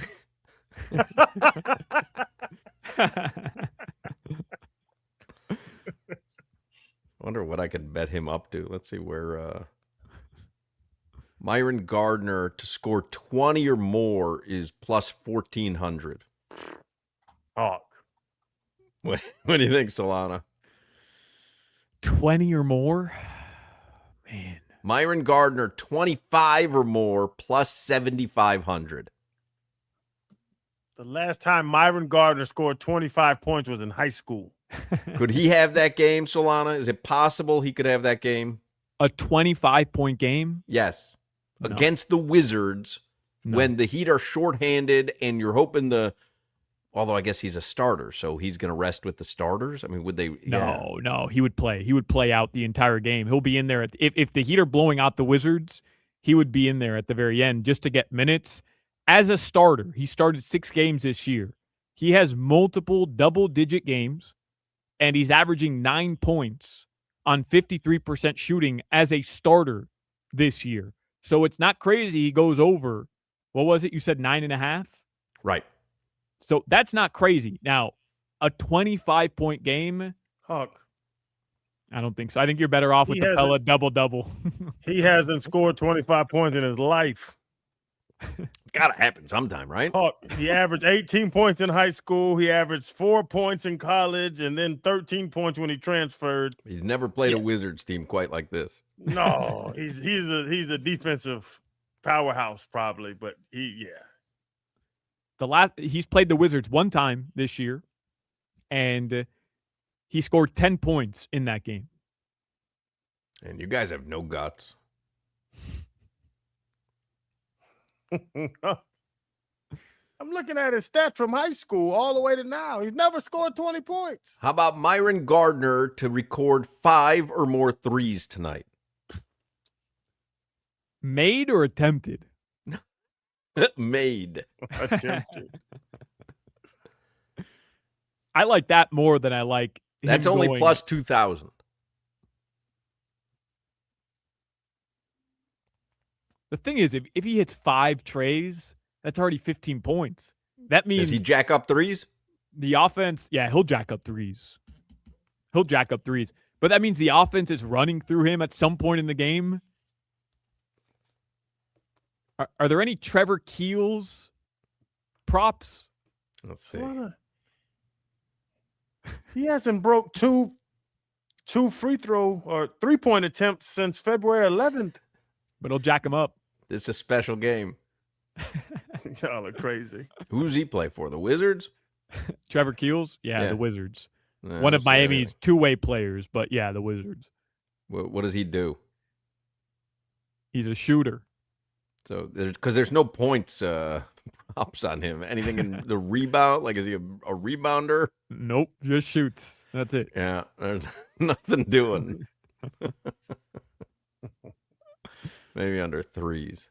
Because I happen to think tonight is a Trevor Keels legacy game. You sure he's playing? Well, I think he's with Miami. He's on a two-way deal. He's one of the 3 two-way players. I'm almost positive he's here with the team because he was here the last couple games. And if this ends up being a blowout, right, or the Heat are down a little bit, they need an injection of life into the offense. It could be Trevor Keels coming to the rescue. Nothing. Right. Sorry. All right. To the rescue. Myron Gardner over 3.5 field goals made. Plus 100. Even money. Is he going to hit 4 buckets? 4 buckets. 4. That's all he needs, 4. Easy work. 4 buckets. Right? Myron pulls up 4 times, Spo's pulling him out. Last time he played the Wizards, Hoch, he went 4 of 9 from the field, scored 4 buckets. And probably should have had 9 buckets. I'm betting that. I have a $100 bonus bet in my account. Oh, goodness. I'm putting it all on Myron Gardner over 3.5 field goals made. I like it. Not a fan. You sure he's starting? I mean, you can never be so sure with Coach Spo, but if Norm is out and Wiggs is out, then yes, I would bet a lot of money. I'd bet $100 that Myron Gardner starting tonight. All right.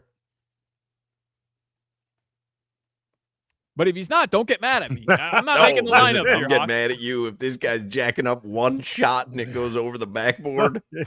Hawk, you're telling me that Spo's breaking it down right now, and he's saying, Myron, big night.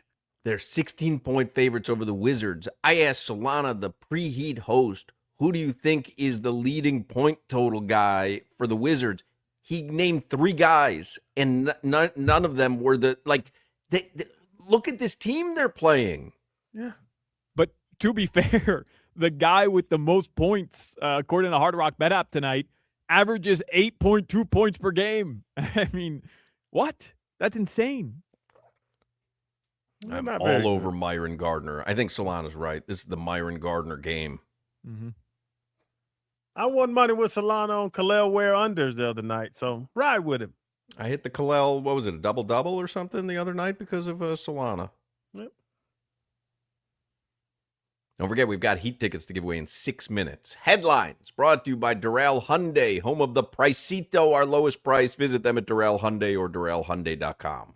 Just since we're on the topic of the NBA, I'd like to cover what went on yesterday in maybe the greatest regular season game of the season. Did any of you guys see the ending to OKC and Denver last night? Oh, I did.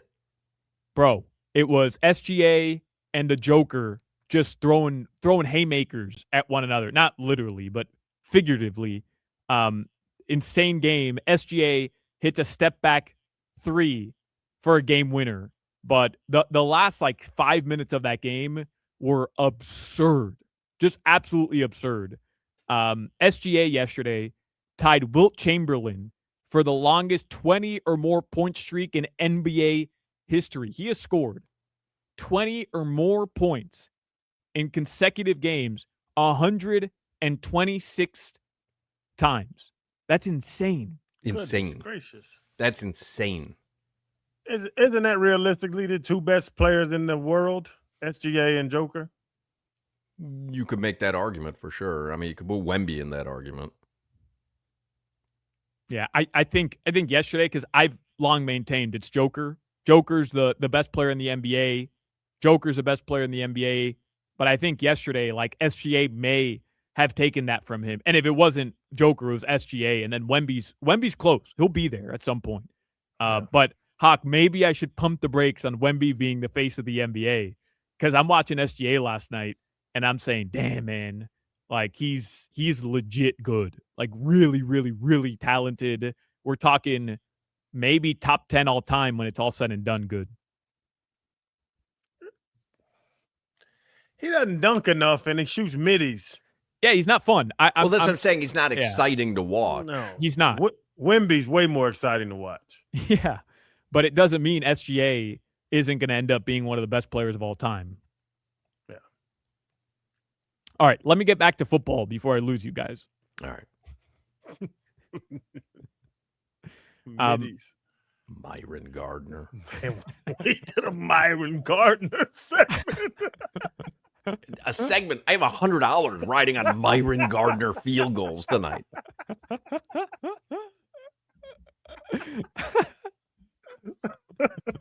Literally, the bet is in. Myron Gardner over 3.5 field goals made. Nobody tweet at me tonight. Nobody. Don't say we don't talk heat on this show.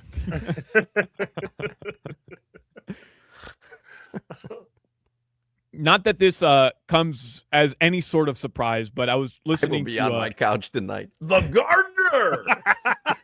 Like, wait till you see my celebrations if this dude hits a fourth field goal.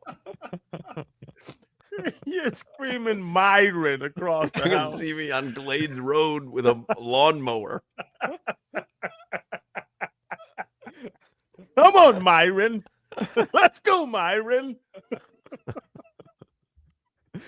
Somebody back at Hard Rock Bet, the headquarters, must have seen that. Literally, bet go in and they say, think they have a Terry Rozier situation going on here because this Myron Gardner bet came in.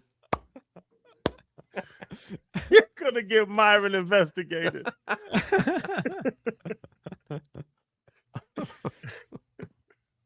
The Marlins just lost to the Nationals 7-5, by the way, some spring training coverage. Cameron Wolfe was on NFL Network over the last hour, and he talked a lot about the Dolphins and their new regime signing Malik Willis. And he made it clear, again, not that this is a surprise, but just kind of recapping that the Dolphins, Sully and Hafley, made Willis a top priority in free agent. And he says that they believe he's not just a one-year answer, but that he could be their long-term answer at the quarterback position. I hope so. Yeah. And the phrase could be, because it's a 2-year, $45 million deal, $22 million a year. Could be. This is a tryout. He's trying out to be the future. All right, couple NFL notes. Geno Smith is back where it all started. He's going to the New York Jets to play quarterback. We'll get third in the AFC East for sure. Is he the starter? Who's the Jets starting quarterback? It was Justin Fields last year. There's no way he's coming back. Yeah, so I guess Geno will be the starter. Geno will be the starter. I mean, he was really good in Seattle. We forget he was awful in Las Vegas, but the Raiders are a dumpster fire. He was legit good in Seattle. Yep. That's why he got the big money from the Raiders, because of the Seattle year. The Patriots did sign former Packers wide receiver Romeo Doubs, 4-year deal worth around $80 million, according to ESPN. All right.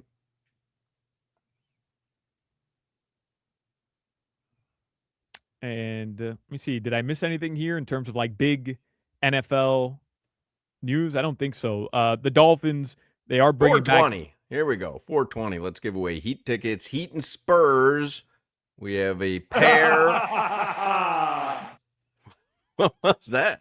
That's Pat Riley's laugh. All right.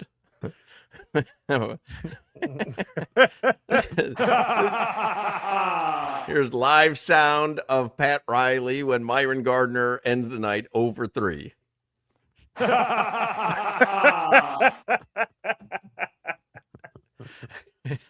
What number does Myron Gardner wear? Because that's what caller we're going to take for this pair of Heat tickets. I believe it's 15.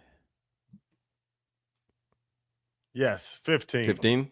All right, caller 15 gets a pair of tickets. Heat and Spurs. That's March Rio's number. 23rd at the Kaseya Center. Wemby coming to town.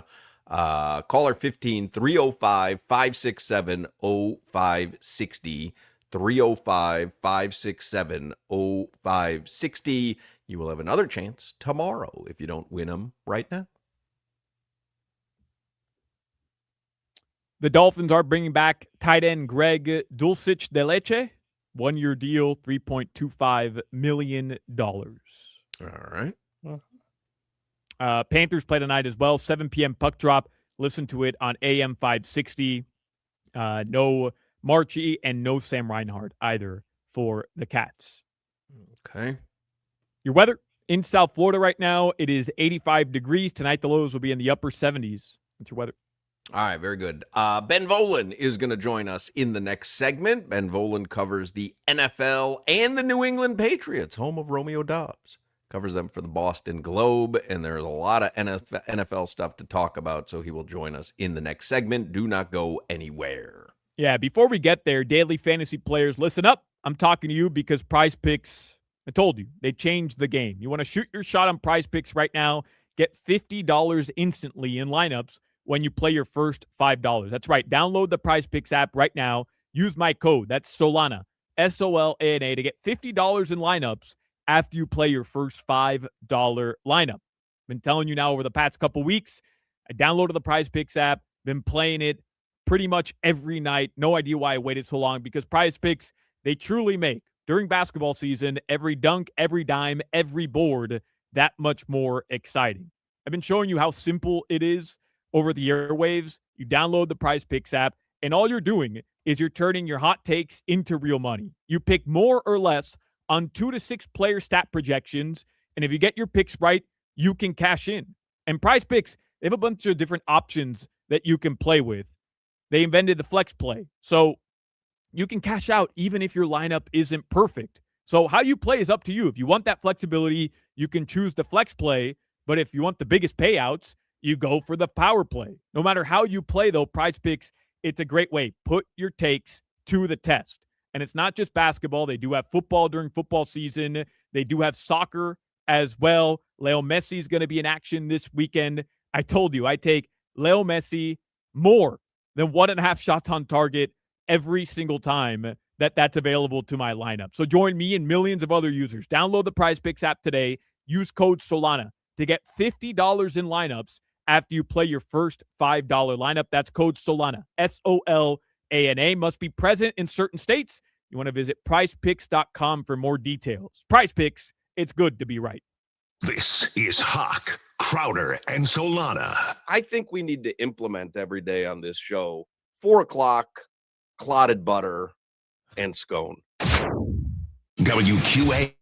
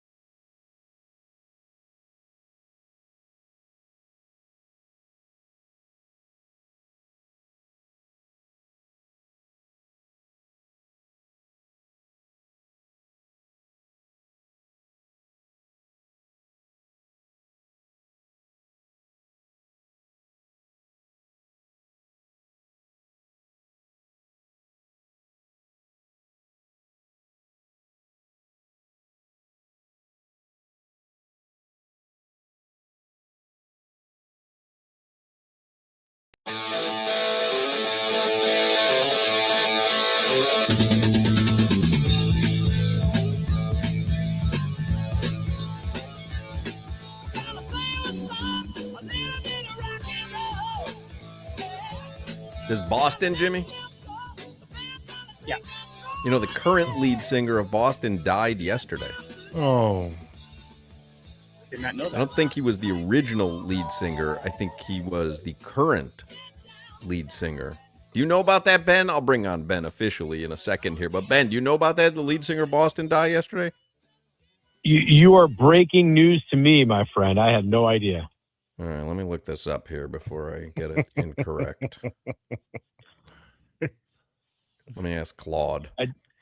I do have that one album with the spaceship on the cover. You know. Oh, everybody does, right? Yeah. Yeah. Let me see here. Let me ask Claude. Did the lead singer of Boston die yesterday?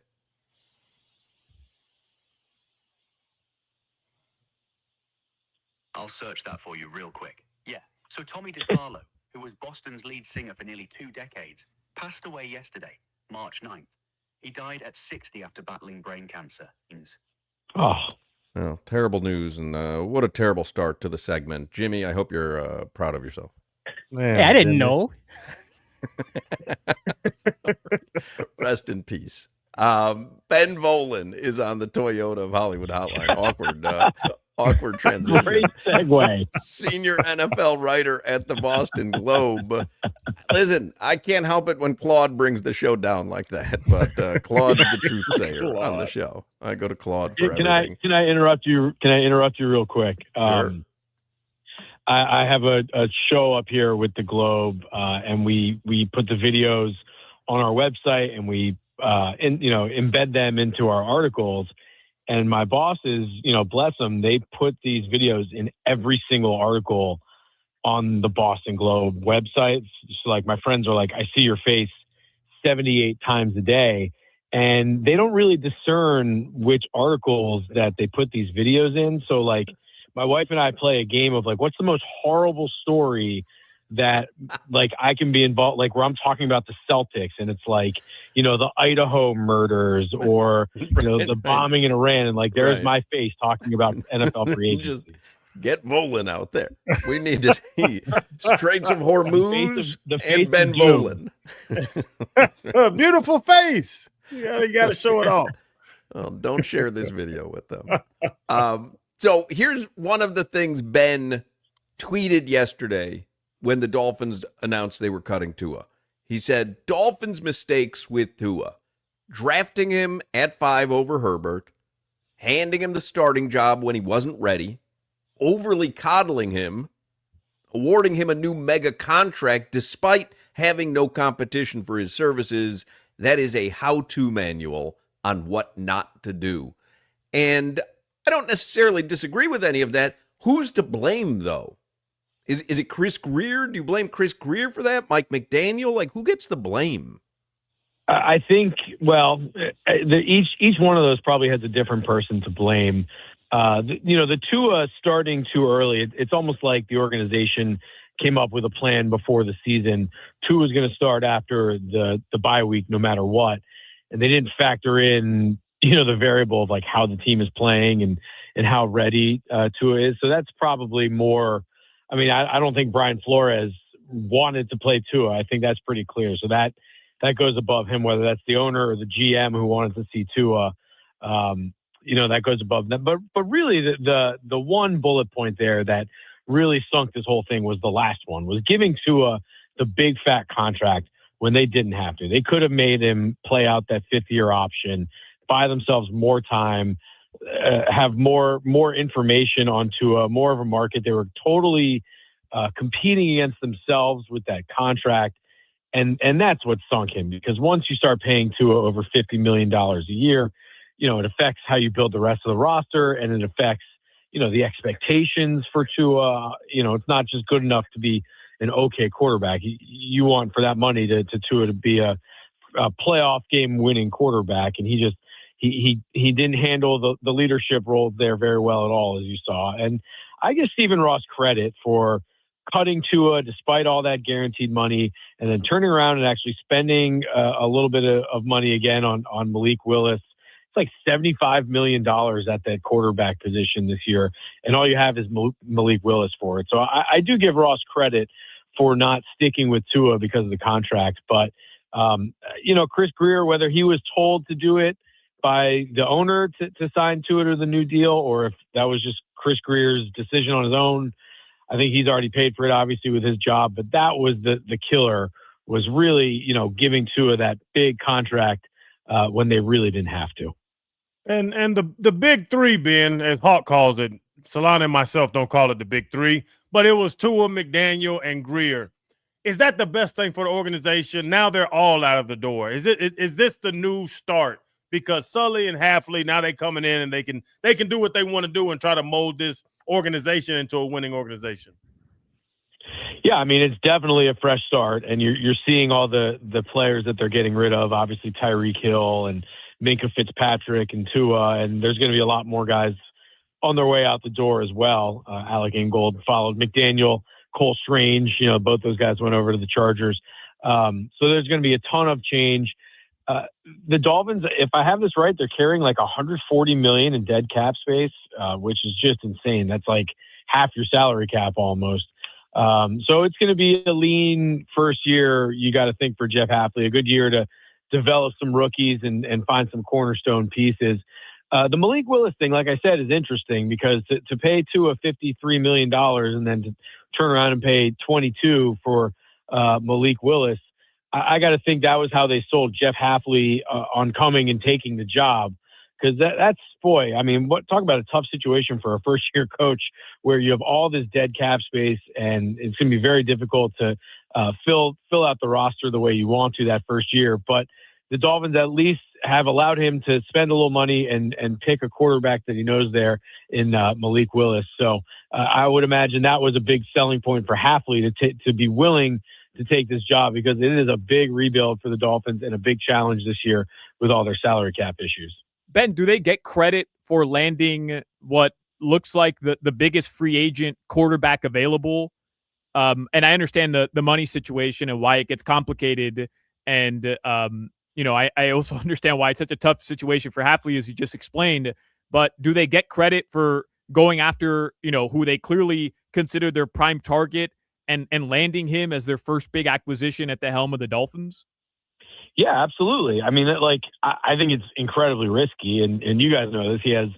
Malik Willis has a very small body of work, and how many quarterbacks in the NFL have had, a good game or two to start their career, but then the more they play, the NFL gets a read on them, and it doesn't always work out. So there's a lot of risk involved with Malik Willis, and a guy of his profile now in his fifth year with very little starting experience generally doesn't break out. But I mean, the Packers guys, they know him well. Obviously, Hafley and Sullivan, they've spent the last 2 years with Malik Willis.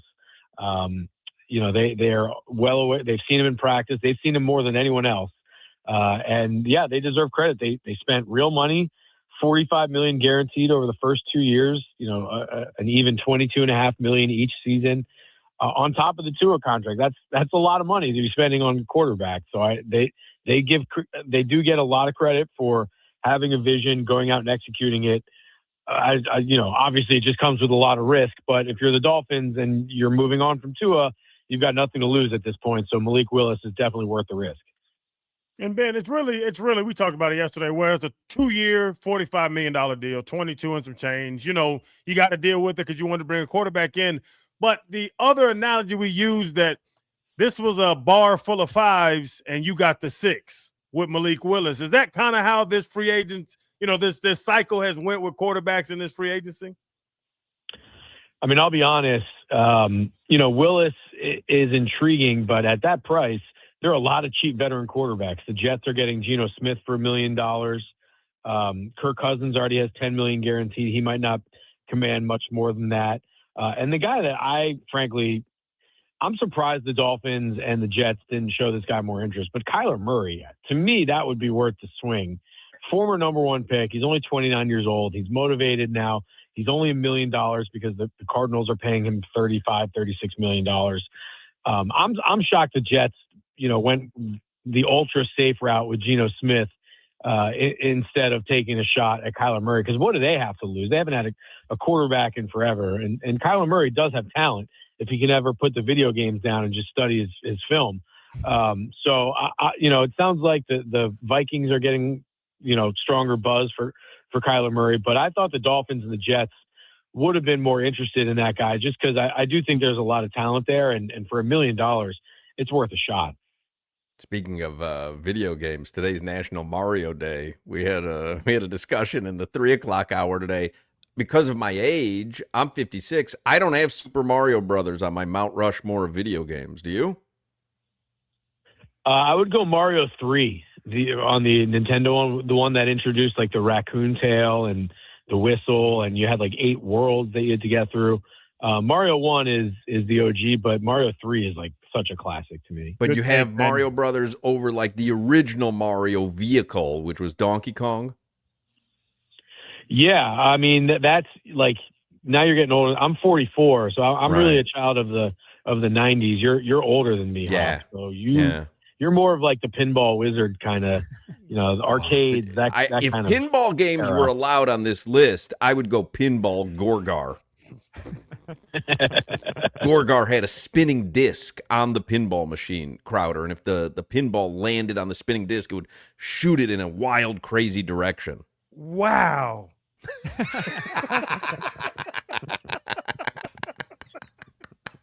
That's amazing. That is how I reacted when I saw it in the arcade. I was like, guys, you got to come see this Gorgar machine.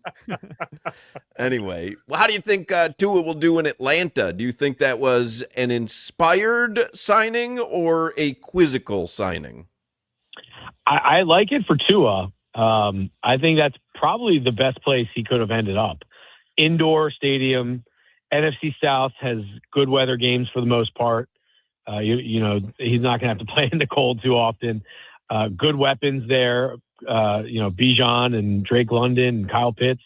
And he's going to probably get to start to the first part of the season because Michael Penix isn't going to be ready with his knee injury. So I think that's a pretty good spot for Tua, for him to kind of reclaim his career and maybe get he's never going to get that $50 million contract again, but he could still find a spot as a bridge starter somewhere.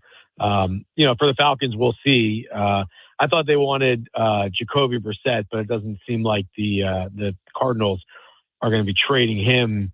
But, for Tua to get an indoor team in the NFC South, I think that's a good landing spot. And Ben, there's movement and there's action. Like, who's really making their team that much better? The Raiders are doing all kind of stuff, giving money to everybody. They had a bunch of money, but who's really pushing the needle? Up there in Boston, they signed the receiver. Like, Romeo who's Dobbs. really doing something? Yeah, who's really doing something to make a push to make their team that much better? Yeah, I mean, the Patriots added Romeo Dobbs, and my reaction, which I think is similar to a lot of people, is, okay, nice, but you still have to get A.J. Brown. If it's just Romeo Dobbs, I don't think people are going to be super thrilled with the swap from Diggs to Dobbs. But I think you make a good point, Channing. I was looking at kind of the totality of some of these moves. There's a lot of money being thrown around, and it's exciting when a new tweet comes out, we see a new move, but it is not. There are not many guys that have moved the needle. I mean, Alec Pierce getting $29 million a year, that to me is like kind of crazy, but glad it's the Colts money and not mine. I was not a fan of the Patriots making a move for him. I do like the Raiders getting the center Linderbaum from the Ravens and giving him a crazy, kind of like a Kirk Cousins contract. It's like $81 million over 3 years, pretty much all guaranteed. It blows every other center contract out of the water. It like raises the ceiling by 50% at the position. And if you're the Raiders and you're starting over and you've got a young quarterback coming in Mendoza, I like getting a good young center in Linderbaum to kind of anchor that offensive line. But Wan'Dale Robinson to the Titans, like the Titans, all their moves, they're just re-signing all the Jets and Giants guys that Saleh and Dable coached, which, that to me is a tough marketing pitch where you're just trying to recreate the Jets and the Giants. And John Harbaugh in New York is just signing Isaiah Likely and like his guys from Baltimore. So like that's all this free agency is. It's just got coaches going elsewhere and signing their former players. Ben, I think congrats are in order to you. I mean, it looked a little dicey for a couple seasons, but your Mac Jones over Tua Tagovailoa take has some life again. But it's not over. It's not over. And Tua could kind of reclaim himself this year. Mac is probably going to be a backup somewhere again. I think it might be a tie ultimately. Neither is a winner. But look, from the beginning, I think they put Tua in a bad spot. They made him out to be too much. They pumped him up too much to the fan base. They put him in when he wasn't ready. And then they gave him this contract that they didn't need to. So they just mismanaged the whole Tua thing, from the jump. Do you think he has an act two, though? A Sam Darnold type, probably a little too high there to put Sam Darnold, but a Geno Smith style act two in the NFL? Yeah, I mean, I could see him being like a Jacoby Brissett, like a wandering quarterback who helps teams out as like a bridge veteran, start some games, maybe start a season, lead a team through an off season. Then again, I mean, leadership is not exactly to a strong suit, but this opportunity in Atlanta is going to be big for him in his career. If it does not go well, then this might be it. But I do think it sets up for him to have some success. Indoor football, that good weapons. He just has to kind of be a caretaker of that offense. And we saw in Miami, we surround him with weapons. He can definitely produce. So I would not shut the door yet on Tua. There's always room for bridge veterans who are making anywhere from 8 to 12 million a year to there's always a role for those guys. But I think Tua's days as a franchise quarterback clearly are done. And Ben, you brought the Raiders where they brought in Linderbaum, gave him a crazy amount of money at center, and everybody's saying now that's Fernando Mendoza's guy. So now they can grow together. 3 years, young quarterback. Are you sold on Mendoza? Because I didn't watch the whole season, but I did watch all the playoff games. And it wasn't breathtaking watching Fernando Mendoza play football to me. Yeah, I don't know if he's like a playmaker, like we're used to seeing out of these number one picks. He's not, Kyler Murray. And I say that respectfully, like as far as being able to dance around and make plays. I think Mendoza is more of an, operate the offense efficiently kind of player, and a lot of horizontal passes like they have at the college level. But to go 16-0 or whatever his record was this year and to win all those high leverage games, you can't fake that. And so I do think that the Raiders, with where they're at quarterback, like you can't overthink it. You just take Mendoza, and a lot of these guys play better, than I think people expect. We focus so much on their warts and what they can't do in the draft process that we lose focus on what they can do. And sometimes with good coaching and good talent around him, these guys can produce. I mean, look at, all these second-year quarterbacks, Drake May, Joe Burrow, Jalen Hurts, all these younger quarterbacks have had success recently. So I think the Raiders have to take Mendoza. They're smart to, be getting him a bunch of receivers and linemen right now. And, there's not really any other big quarterback in this draft. So it's pretty much Mendoza or bust. So I think, the Raiders are in a pretty good spot there. Who's the worst team in the AFC East? Dolphins or Jets? Ooh. It's still the Jets. I mean, Geno Smith does not do much for me at this point.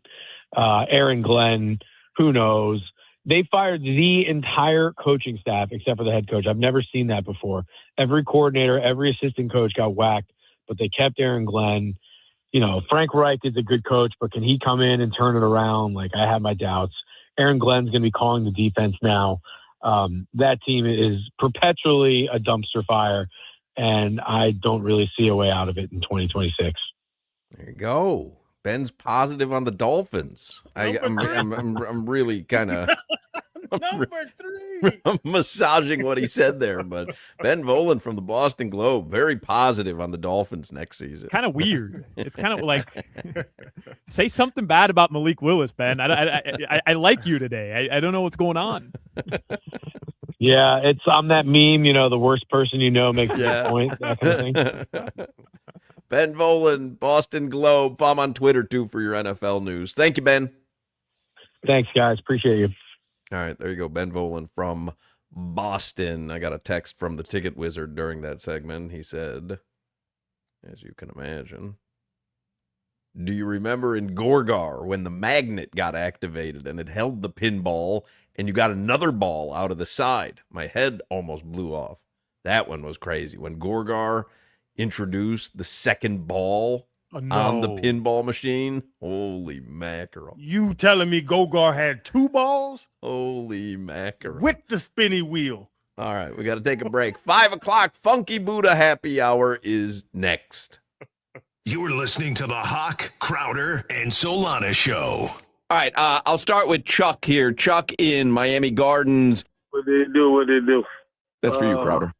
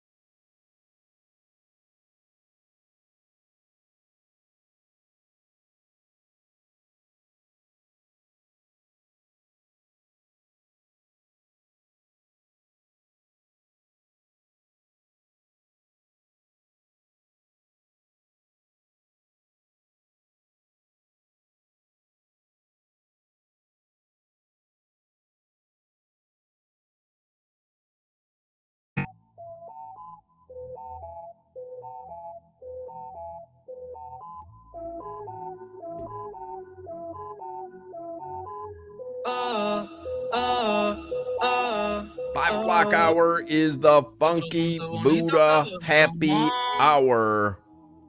Let's make it a real happy hour, Myron Gardner. You got a lot tonight, brother. Come a on, lot Myron riding Gardner. on Myron Gardner tonight, baby. For real. 5 o'clock hour is the Funky Buddha Happy Hour. Funky Buddha Tap Room in Oakland Park tonight. They've got free Texas Hold'em tournaments. Next one starts at 6. There will be another one at 8 p.m. tonight. Sticky Treats is available. That's one of their best beers going. And they had their first F1 party this past weekend, and they're going to have them all season long. So if you're looking for a spot to watch the F1 races all season long, they got the full sound on. They've got a bunch of F1 fans in the house and a lot of specials as well. So you can make Funky Buddha in Oakland Park your F1 headquarters all season long. If you're going to the Panthers game tonight, stop by the Funky Buddha Tap Room right there in the Amarant Bank Arena. Enjoy a little Funky Buddha while you enjoy some Panthers hockey. Solana's about to leave for the Kaseya Center. He's got preheat starting at 6:15 tonight.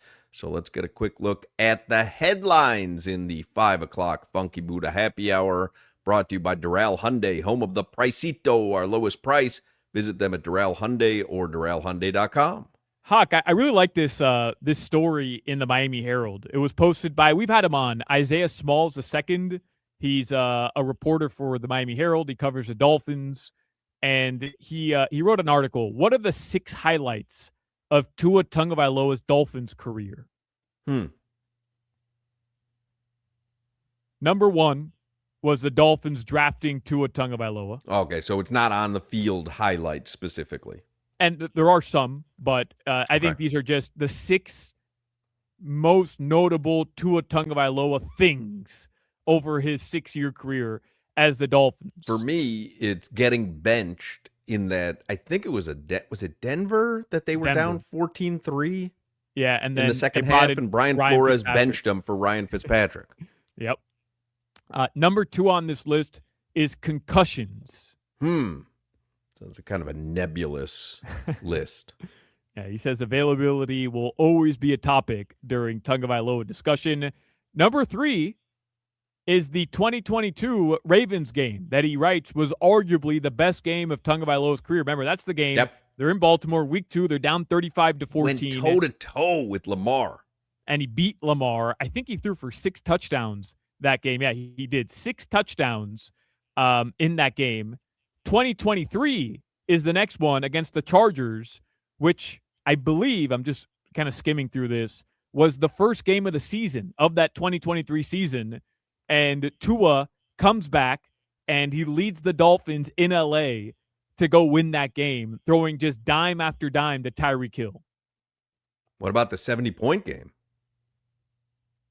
That is not on there. Contract is 5th on this list. The word "show me the money" will forever be a stain in Dolphins memories. Yeah. And then 2025, Steelers. The final start of Tagovailoa's career came on the road against the Pittsburgh Steelers. His final stat line wasn't horrible. He only threw 6 incompletions, completing a whopping 79% of his passes for 253 yards, 2 touchdowns, and 1 interception. Yet that 1 pick stands out. Why? Because it became evidently clear that Tua's arm had seemingly died as he tossed a duck that unfortunately landed in cornerback Asante Samuel Jr.'s hands. What happened next has been well documented. He got benched, so on and so forth. That's in the Miami Herald. You wouldn't put the Denver, the 70 burger up over either Baltimore or who was the opener? The Chargers. The Chargers. I'm looking at his stats from that game. He was 23 of 26 for 309 yards, 4 touchdowns, no interceptions. Here's why I don't. And look, those stats are ridiculous. That's an unbelievable game. But if we're talking best moments from the Tua era, but that don't necessarily have to do with Tua's best performances, then easily 70-point game is up there. It's not even a debate. But just specific, I don't remember that game being the Tua game. I remember that game being the Devon Achane game. Achane had 2 tutties. Mostert had 3. Yeah, but how many receiving touchdowns did Devon Achane have? Well, he did 2 rushing touchdowns. I think he had another. Oh, he did. 2. He have 2 receiving touchdowns. Yeah. Like he had 4 touchdowns. Achane had in 203 yards rushing and 30 yards receiving. Crazy. For sure, if you're doing like Tua era, the best highlight moments, 70-point game is up there. That's like the precipice of the Mike McDaniel era. And then it was all downhill. Who had the longest catch in the 70-point Dolphins game? It was Mike White to Chosen Anderson at the end of the game. Correct. Yep. Bobby Chosen. Yeah. I mean, are you kidding me? That entire game, like I can recite every play. The Dolphins doing the dance in the end zone together, like just Mike White vibe, was man. 2 of 2, 67 yards passing, 1 touchdown. That Ravens game, though, I was there. I was at M&T Bank Stadium, and I remember at halftime, me and Joe Rose just kind of having a conversation, like, yeah, this dude's just not going to cut it, man. Like, it's just not happening. And then touchdown to Tyreek, touchdown to Waddle, touchdown to Tyreek, touchdown to Mike Gesicki, touchdown to Waddle to win the game. And we're leaving there saying, oh, my God, Mike McDaniel revived this dude. Like, we did it. We found the guy. We found him. Damn. Oh, well. And there's a reason he got that contract. Show me the money. I wonder if he regrets saying that. Oh, yeah. For sure. You think so? Yep. That's like his LeBron 1, 2, 3, 4, 5, 6 moment. Yeah. That's a good point. All right, ladies and gentlemen. Tua, not a whale. Tua is a Falcon. By the way, I saw some people point this out yesterday. He's a Falcon. That's a bird. Hoch Tua. Yeah. The jokes write themselves sometimes. And today is day 1 of the Malik Willis era. There was a video going viral yesterday of Malik Willis right after he gets that. He signs that deal. He signs the deal with the Dolphins, or he agrees to terms. He's out there putting in work, throwing, getting a little work in. I do like that. He immediately called into Pat McAfee. He did. Went right on the McAfee show. Seems like a good dude. I like rooting for guys who are easy to root for, and Malik Willis seems like a guy who's going to be easy to root for. Yeah, for sure. If he wins games, even easier. If he doesn't, then yeah, that's a valid point by you. All right, here is your sports watching schedule for tonight, and I'll give you some stuff into the week as well. Tonight, the Miami Heat, they host the Washington Wizards. What are they, 72-point favorites tonight over the Wizards? 16-point favorites still. Tyler Hero is questionable. Kel'el Ware, Andrew Wiggins, Norman Powell, Niko Jovic, all ruled out for the Miami Heat. So it is Miami Heat light tonight. All right, and it's definitely Wizards light. Well, even if it's Wizards at full strength. It's Wizards heavy, they're light. It's Wizards light always. Well, actually, they should be good next season, right? I mean, I don't know. Like, they're going to have a top pick. I think they have multiple firsts this year. But with AD and Trey? Yeah, but AD's going to play, what, 24 games? I don't know. I mean, they should be decent. Yeah, like, they should be decent, I guess. They do have some decent young talent. They really do. Like, some decent young talent. But I don't know. I'll believe it when I see it. The Florida Panthers are in action tonight. The Heat game's at 7:30. The Florida Panthers, they host the Detroit Red Wings tonight, 7 p.m. The Cats without their 2 top point producers of the season. Sam Reinhart out tonight, and Marchie likely out a long time. I want to watch Panthers and the Heat and the Panthers and the Heat and the Bulls tonight, but Lori and I started DTF St. Louis last night.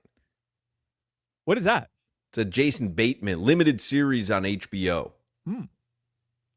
Oh, I did see that. He's involved in a throuple or something like that. DTF. Yeah. You know what that is, Jimmy? No. All right, good. These thruples, I mean, that's becoming more and more common now, like a thruple situation. You guys interested? You and Valentina? You guys interested in a quarple? No, I mean we'll consider Lori, but so thruple, but not me. Yeah, you're out. Sorry, brother. Interesting. Yeah. Let me know. Toss a feeler over. Let me know what she says. All right. You want what'd you call it? A quarple? A 4 instead of a thruple. I went quadruple. Too complicated, these thruples. I mean, you gotta worry about 2 people now. Yeah. Well, that's why we do the quarple, so you and I can talk sports. Gotcha. Oh, I have a list. I forgot. I have a list of the top 10 McDonald's sandwiches ranked. We'll do that tomorrow. Oh, all right. Yeah. Anybody try that new Big Arch? No, but it's on there. It's on there. I'm not interested in Arch Manning, but I'm interested in this one. What's the difference between the Big Arch and the Big Mac? The McDowell's has seeds. Yeah, I don't know.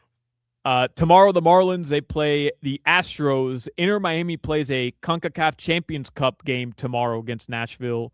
And don't forget, Canes Hoops, ACC men's tournament started today. Canes Hoops has the double bye. They're going to play Thursday at 2:30 p.m. in the third round of the ACC men's tournament. It's down to fish, Jimmy. Got it. Your weather in South Florida right now, it is partly cloudy. It is 82 degrees. Tonight, the lows are going to drop into the mid-70s. That's your weather. John Michaels from 680 The Fan in Atlanta is going to join us in the next segment. Atlanta, the new home of Tua Tagovailoa. In Miami, we go to the beach for a little solcito. We dance the day away with a little salsita, and when we want a low price. I don't know if Solana took his headphones off or not, but if he didn't, he's probably chomping at the bit. And when we want a low price, you always pay less with your Pricito at Doral Hyundai. I was thinking about that Quarple. I got all excited. Couldn't get my words together. Take advantage of a Pricito now on all your favorite new Hyundai models like a Tucson, Elantra, Santa Fe, Ioniq, Palisade, and more, all with owner assurance, America's best warranty, 10 years, 100,000 miles, and Hyundai complimentary maintenance. Don't miss your chance to save on a new Hyundai with easy financing, fast service, and the best value for your money, because you always pay less with your Pricito at Doral Hyundai. Visit them at Doral Hyundai or DoralHyundai.com. This is Hoch, Crowder, and Solana. I'm just saying that I'm hot. Talk to a Hoch Tua. WQAM broadcasting live from the Ed Moore Saga